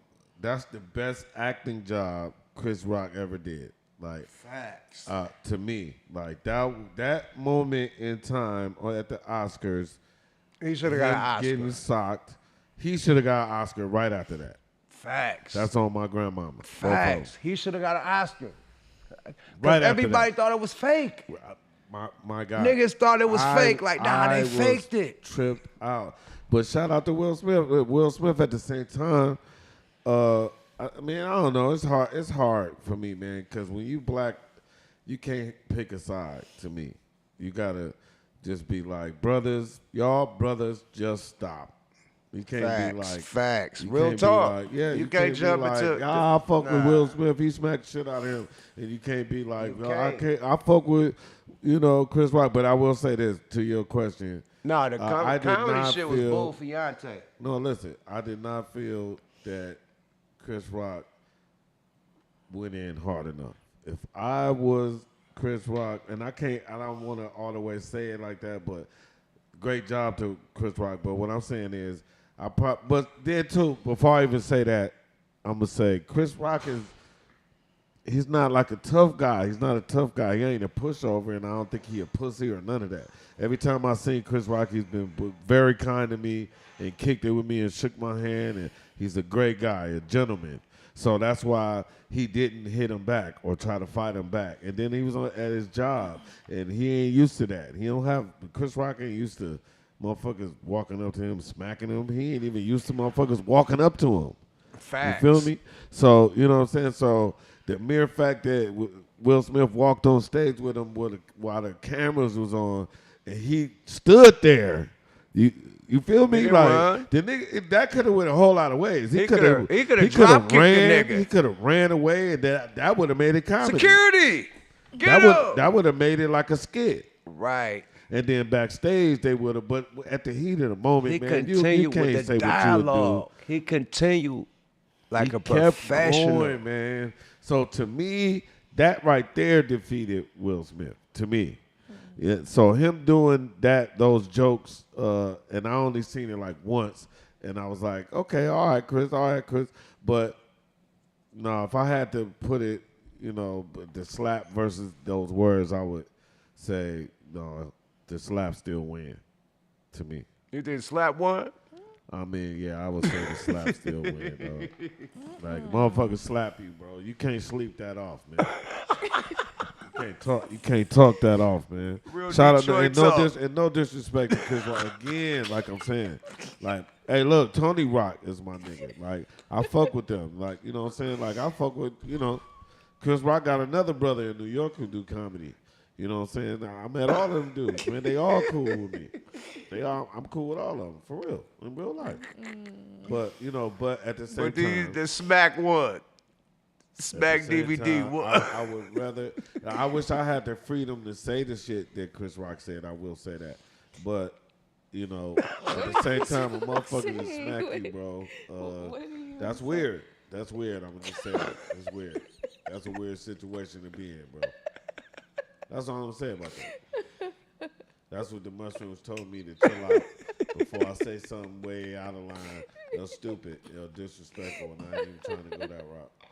But, nah, but we ain't I will doing that. say, we ain't doing that. It's very hard. We're not doing that. But salute the. I think everybody was like, look. That's the shit. I'm gonna keep it real. Look, mushrooms got everybody laughing, right? Don't laugh at me. I'm gonna keep it real on a positive note, right? Everybody was like, yeah, he should have called the police. He should have sued it. He should have got a million. He should have got 2 million. You know how much he got for that motherfucking Netflix shit to talk his shit? How much? 40 million. What? Yeah, well, that's what I'm saying. Oh my God. That's For two. So he got 20 million. That's a win. Damn, see, now we know why That's he a didn't say win. anything So until like, yeah, Netflix, nigga so, sue like, for $1 million. Nigga, he got 20 million, 40 million for that 40 tail. million. Hey. Damn. Hey, Will Smith can smack me. I for 40 think million. he won. Okay, since you put it that way. I would say the same as well. I'm gonna say I Chris think Rock Chris won. Rock won, my nigga. Rock Like, won. He came Will up. Smith can smack me for like 80,000 right now. smack me for a- like in the 1,500. mouth. That In the nigga mouth. smack a nigga for like 1,000. Then we'll handle that. Like, nigga, this nigga be $1,000. Nigga, this nigga got 40 million, nigga. Off And that think story. about this. And Will Smith is used to getting punched. That nigga played Ali. This nigga already been punched in the face 1,000 times in practice. You know what I'm talking about? They knocked to the ground. This nigga, I Am Legend. Come on, man. This nigga, he used to that. That wasn't shit to him. Remember Will Smith smacked the dude because he kissed him? Yeah, they don't know. That's Will what I'm saying. Smith is He's acting. active. So it's like, Yeah. that wasn't really nothing. I think he just got some good cocaine that day. And, Cocaina, allegedly. They went up in the dressing room and They cut her hair off. they wasn't ready. They was so crazy. They made her bald head, nigga. She could have wore a wig, all types of shit. Why she came out bald head, my nigga? Like, that was Manny. That was a joke alone. That nigga called her G.I. Jane. Like, she got green shit on. Like, come on. You can't act like that ain't funny, my nigga. She had green her own shit. My wife name out your motherfucker. Listen, I love my wife the same way. I'll probably do the same thing. Smack your dome. She had hella green shit on, like camouflage. Like, her dress was like... Yeah, no, you say Let's my keep it a wife. buck. You say something wrong to my wife, I'm smacking your dome too. Nah, wife and kids definitely out the picture, Yeah, period. I'm at your neck for that. He did what he did, but that was a $40 million smack. I think Chris Rock won. Let's do the motherfucking Yuck Mouth 5 on the 5 because you don't drink. Unless you want to make, you want to do it, you want to think you know the song? Yeah, I know any song, man. Because you already said your 5 on the 5. You already gave your motherfucking selective. Let's see what you can do. Let's see, man. All right, let's do name that artist. You gotta hear this motherfucking song and name the artist. If you don't name the artist, you have to spin the wheel. You know the deal. Are you ready to go, Turbo? Let's go. Let's go. All right, we're gonna Rest in rewind. peace to the Jacker. They always say I look like him too. Speaking of that.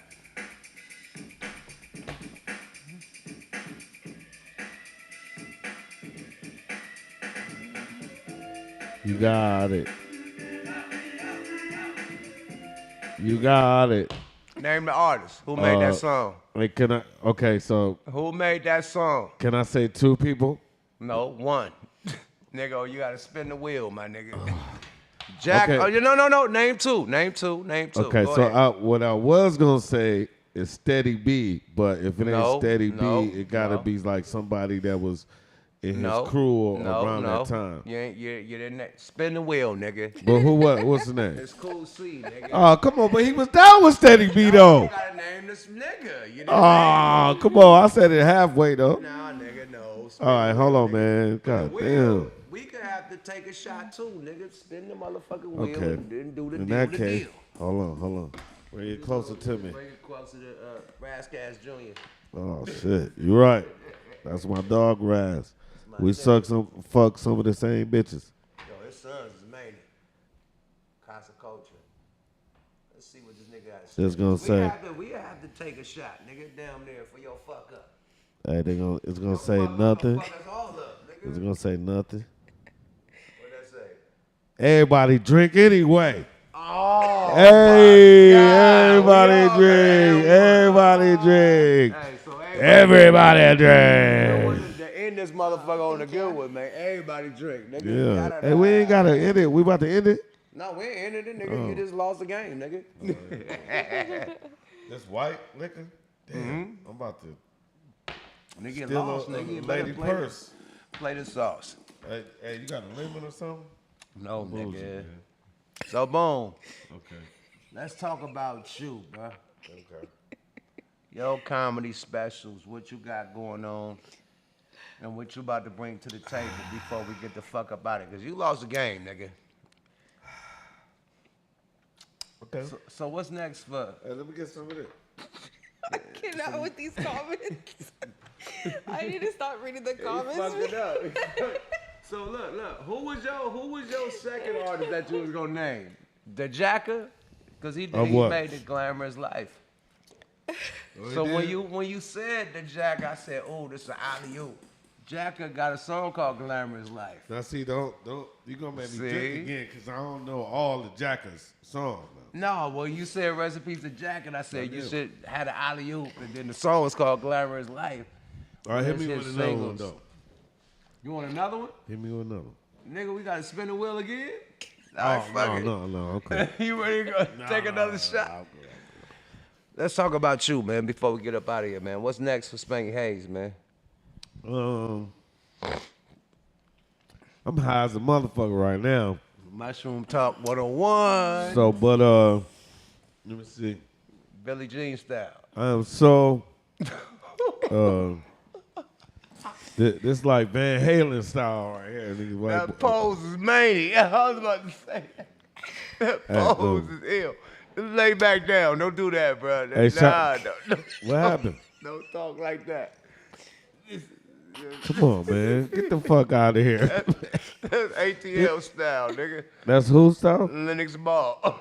Oh, no. Hell no, it ain't. I don't know nothing about that. Hey, man. Okay, cool. You good. No, Yeah. Joe Bud. We call it Joe Bud because niggas be like Indian folded and shit. Oh, no, man.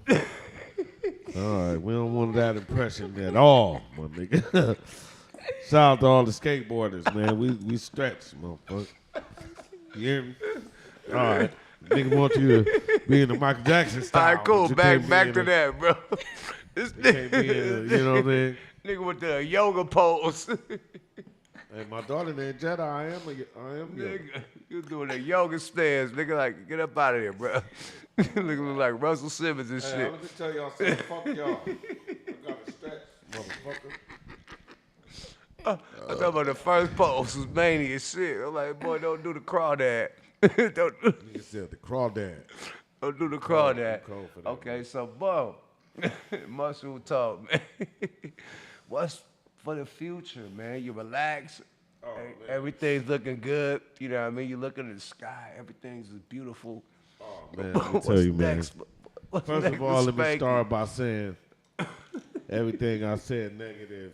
I'm sorry, I'm just high. It ain't And I nothing mean negative. it, and I mean It's a it. story of life. It's I nothing mean negative. it, but I don't want nobody to take what I'm saying in No, a bad it's way. not that. It's Just never my story, negative. man. If anybody want to think I'm capping, just, It's the story of life. But it's my life. I live this shit. Niggas can't tell the story like I seen it because this is my life. But anyway, I got an album out right now, iTunes, my group called The Other Level, who originated Wildin' Out. Joe Blunt, Howie Bell, and Thomas Ward, Andre McCoy. You feel me? We doing the album. We got a song, Float On. It's on iTunes and Spotify and all that stuff. It's called Get the Fuck On. It's a parody of Float On. Float on. Float on. Right. We go get the fuck on. You know what I'm saying? So it's funny as fuck. Just check it out. It's on YouTube spit some bars. Talk your shit. Float on. Fuck on. I'm too high. But you know what I'm saying? And then I got a movie coming out. What is this? April 26th. April 21st. I'm sorry. It's a premiere. April 21st. It's coming out on 420. Basically. And it's going to be at the Chinese Man Theater. And it's called Back on the Strip. And Chris Spencer, shout out to Chris Spencer. Shout out to Chris. Brilliant Chris Spencer for decades. He blessed me to be in the part. I don't have any lines. I used to go to the gym with Chris Spencer. Yeah. Chris. I don't have no lines in this movie because I'm a mime. You ain't got no lines? No, but I'm a mime. Oh, my God. This is one of the funnest roles I ever had, bro. Hold on. This nigga yeah, bro, is fucking crazy. No, I'm down with this clown posse, and it's like a real little person, and she's pretty as hell though. It's like niggas like Crump, right. Crump and shit. Man, yeah, but we like killer clowns, man, and we like, man, this shit funny as fuck, bro. Like everything I do is animated. Like it's like Harpo Marx or Groucho Marx or like Harpo Marx. He was the silent one. Like I studied him for 3 months, Harpo Marx, and that's how I came up with the character. Cause I had to make it start. You know, I had to make it as big as I could because I knew I didn't have no lines. But Tiffany Haddish in this movie. No, somebody cut their phone off. Because it's echoing. Look, Wesley Snipes in this movie. Tiffany Haddish in this movie. Kevin Hart in this movie. Faison Love in this movie. Oh, shit. Bill Bellamy in this movie. Hold on, man. Hold on. Hold on, I ain't done. Hold on, man. I ain't done. Keep going. Gary Owens in this movie. Oh, shit. JB Smoove, I love to White death. chocolate. JB Smoove is in JB this Smoove? movie. JB Smoove is in this movie. JB Smizzle, my nigga. I ain't done yet. Somebody I'm missing. I don't want to miss nobody, man. A young comer, Spencer Moore. Man, this dude is phenomenal, bro. He in it. He's in the All-American show that's already out. He was the young guy in Creed. He's the young guy in Creed that was the other guy who went to jail and came back. What is it going to be released? Oh, the new Creed. He was a character in the new Creed. Yeah, he was the young guy who fought Creed. Yeah. What network is it going to be on? It's gonna be in theaters. Oh, in theaters? Okay. Yeah, it's in theaters. We got heavy hitters. We got the When is this dropping? Niggas. When is this coming out, bro? I'm excited for this shit. April 21st. And what's the name of it? Back on the Strip. Back on the Strip. Yeah, it's shot in Vegas. April 21st. Yeah, Back on the Strip. Yeah, man, we got the craziest cast in the game right now, and it's a great comeback. Like that's all I said. I'm Klay Thompson.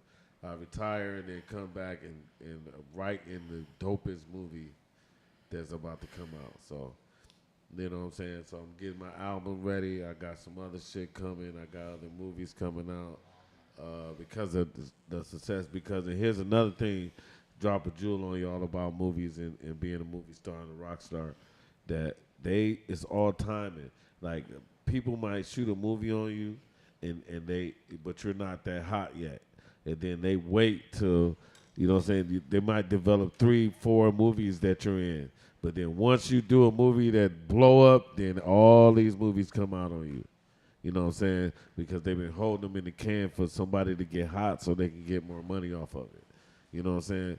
So after this movie and then this other movie that I'm coming out, it's a secret. God, I can't say a lot because I hate Just say that. you know you got another movie.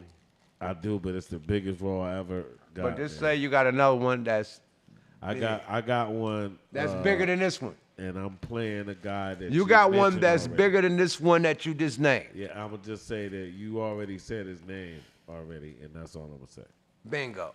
This one is bigger than the. Oh boy, listen, man. It's gonna be sick, bro, and it's a rapper, and I'm gonna say that. That's the last thing I'm gonna say. Hey, man, That's let's a give lot them to your say. social media handle, and let's give them your next album because you look like an album cover right now, my nigga. Like, Hey, you my back dog, back let to me Beat tell It, you. back to Lionel Richie, dancing, nigga. You got all the motherfucking who was laying on the motherfucker. Michael Jackson. I feel like Pharrell right now. I ain't gonna Yeah, lie for to you. real, yeah. I'm He on some damn near Pharrell- had an I'm album on some cover. Pharrell shit right now. Shout out to Pharrell. I'm the fourth nerd. You feel me?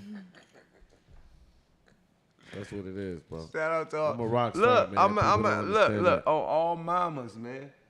My next album cover, Yeah. City of Dope. I'm laying across like that. I'm 13 years old. I'm in a Gucci outfit with a turtleneck with African chains on it. Yeah, That's crazy. Listen, I got it. I'm laid out like I that. forgot The to shit say gonna this. split up. I forgot to say this, yo. I'm in a Gucci sweatsuit, nigga. Oh, I got it. Well, I wish I was in that. 13 years old, nigga.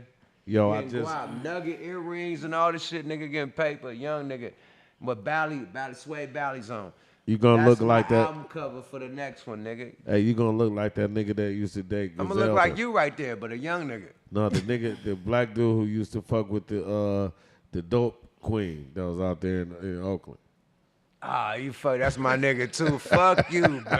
This nigga ain't cool, my nigga. On that note, No, man, I gotta say something. I gotta say something. No, keep I it gotta going. say Keep it something. going. Keep it going, man. Keep it Listen, going. listen, This listen. your interview, nigga. Listen, I got You done a said new some big video. shit, bro. You done said big shit, bro. Like that movie alone that you just named that's coming out on 420 is huge, man. Say that again, bro. 'Cause Back on the strip, man. Back on the strip. It got everybody in it. This is like, I would say my comeback movie, but I don't have no lines again. But I'm about to. You gonna see? But watch. You'll see. I'm so funny in this movie, man. Chris Spencer. Shout out to Chris Spencer, man. He texts me all the time, like, bro, man. Bro, you killed these scenes, man, without saying shit. You're deadly. So I might even start doing like Solid Charlie killer. Chaplin. You the Yeah. solid killer on this Hey, man, motherfucker, I might man. even start doing like Charlie Chaplin, like Harpo Marx type movies. You know what I'm saying? With no sound to it. Like They on Hollywood Boulevard. They're doing all this shit like. Yeah. Make it sweet though. Make it sweet. But look, check this out, man. But look. I just did a song called "I Need a Rock." So I'm about to drop it on YouTube, and it's a parody of Lil Uzi Vert, and this about to be the craziest shit you ever seen. I got real dope fiends dancing. I got like niggas grandmas dancing. I got like niggas oh, this is about to be the illest shit you ever seen, my nigga. I swear it took me a long, cause you know that song been out like 2 months now, something like that. So it took me a while to get the video done because I knew how I wanted to do it. Like you know what I'm saying? Like 2 years to put this. No. It took me as long as the song been out. So about 2 months, like about 2 months to get it done because I'm still happy that that's the #1 song really out to kids right now. It's fucking with so it's one of your #1 songs. It's on the TikTok. Name that. Talk your shit, man. No, I'm saying I'm about to drop something. It's Lil Uzi. You gonna make it? No, it's Lil Uzi Vert song, But you know what I'm saying, I want to rock. But I did a parody to it. You know what I'm saying? And I got people smoking the rock and they dancing just like that, nigga, in all kind of stupid ways. Don't say nothing else man, because somebody else gonna tell you. There's so many parody. It's gonna be niggas like out Thriller, there. my nigga. I'm telling you. Don't tell nobody else, nigga, because somebody gonna try to steal your shit. Oh, it's already. Yeah, I'm about to just drop it. It's all good. I'm about to just drop it. We already shot it. That's what I'm saying. It took me like 2 months to get all the footage because, you know, it was all these interesting people I kept running into. So I just wanted to get them doing it, like, you know what I'm saying? So, yeah, I got them like, yeah, dog, this is going to be crazy. But, yeah, you know, shout out to my wife. Shout out to my mom. Shout out to all ladies. You know what I'm saying? And, yeah, shout out to all the babies. You know what I'm saying? Give me your social medias, bro. Because you done did some live shit, man. Like you real legendary, bro. My Period. dog. Real legendary. Dog. I like appreciate it, man. One of the first comedians I tapped in with, like far as like on a personal level, like really tapping in, like rocking with niggas was you. My dog. Period. They showed me that real comedian is real street niggas. Right. We gangsters. We gangsters that's, you know. No, real niggas, like, I ain't gonna even say street niggas, like real niggas from the same type of background. Yeah, man. I'd say that's gangster because if you can survive, gangster mean you survive the shit. To me, that's gangster. Facts. You're a gangster because you survived all these situations. You know what I'm saying? Absolutely. You know what I'm saying? So that's what I feel. We gangsters because we have been through a lot of situations, Hollywood situations, life situations. You know what I'm saying? So that's what keep you strong. Just be a man the whole time, and if you don't suck no dick, if you ain't gay, that's all I'm gonna say to you. If you don't like sucking dick, don't. It'll ruin you. So you know that's why I'm not famous because I never sucked a dick like that. So let them know. You ain't part of Boulay. You ain't part of that. I ain't gonna do whatever that shit. You know what I'm saying? That you know, a lot of people say, "Why you ain't big as Kevin Hart?" Why? And I'm not saying they did, but I'm just saying I didn't. So that's the result. That's the result of it. You know what I'm saying? Hey, that's why I never blew up. Hey, because I don't like when niggas touch ain't me. That nigga neither. You gotta really know me to touch me when you talk to me. You feel me? When niggas touch you, you know what I'm saying? Right. You know but niggas always I go in the hood everywhere. They know me. But niggas say that you the best comedian ever, right? They do, but they say, but I know why. But woke, listen, but woke niggas say, but I know why you ain't blew up, nigga, because woke niggas been telling me that. But you know, it is what it is, bro. I'm one of the dopest. If you ain't gonna MCs. be somebody's boyfriend, a lot of times you're not gonna blow up. That's Hollywood. That's all I'm saying. Now you can always get in the game and play and learn. And the best thing about Hollywood is to learn early, so you can learn early to do it yourself. And that's the biggest lesson in Hollywood to me, in relationships. So it ain't about how famous you are, and it's about who you know and who you cool with and who fucks with you. You know what I'm saying? Who will answer your phone call. If you text them and say, "Hey, my nigga, please call me right quick," who gonna call you back? You know what I'm saying? To me, that's the real Hollywood. You feel me? Hollywood. That's the free band. That's not even Hollywood. That's the industry. That's the industry, but you know what I'm saying? That's who you know. The industry is about the team you make. That's all. Yeah, like everywhere. That's the movement, who you know. And the whole shit is not to burn bridges. But that all still go back to relationships.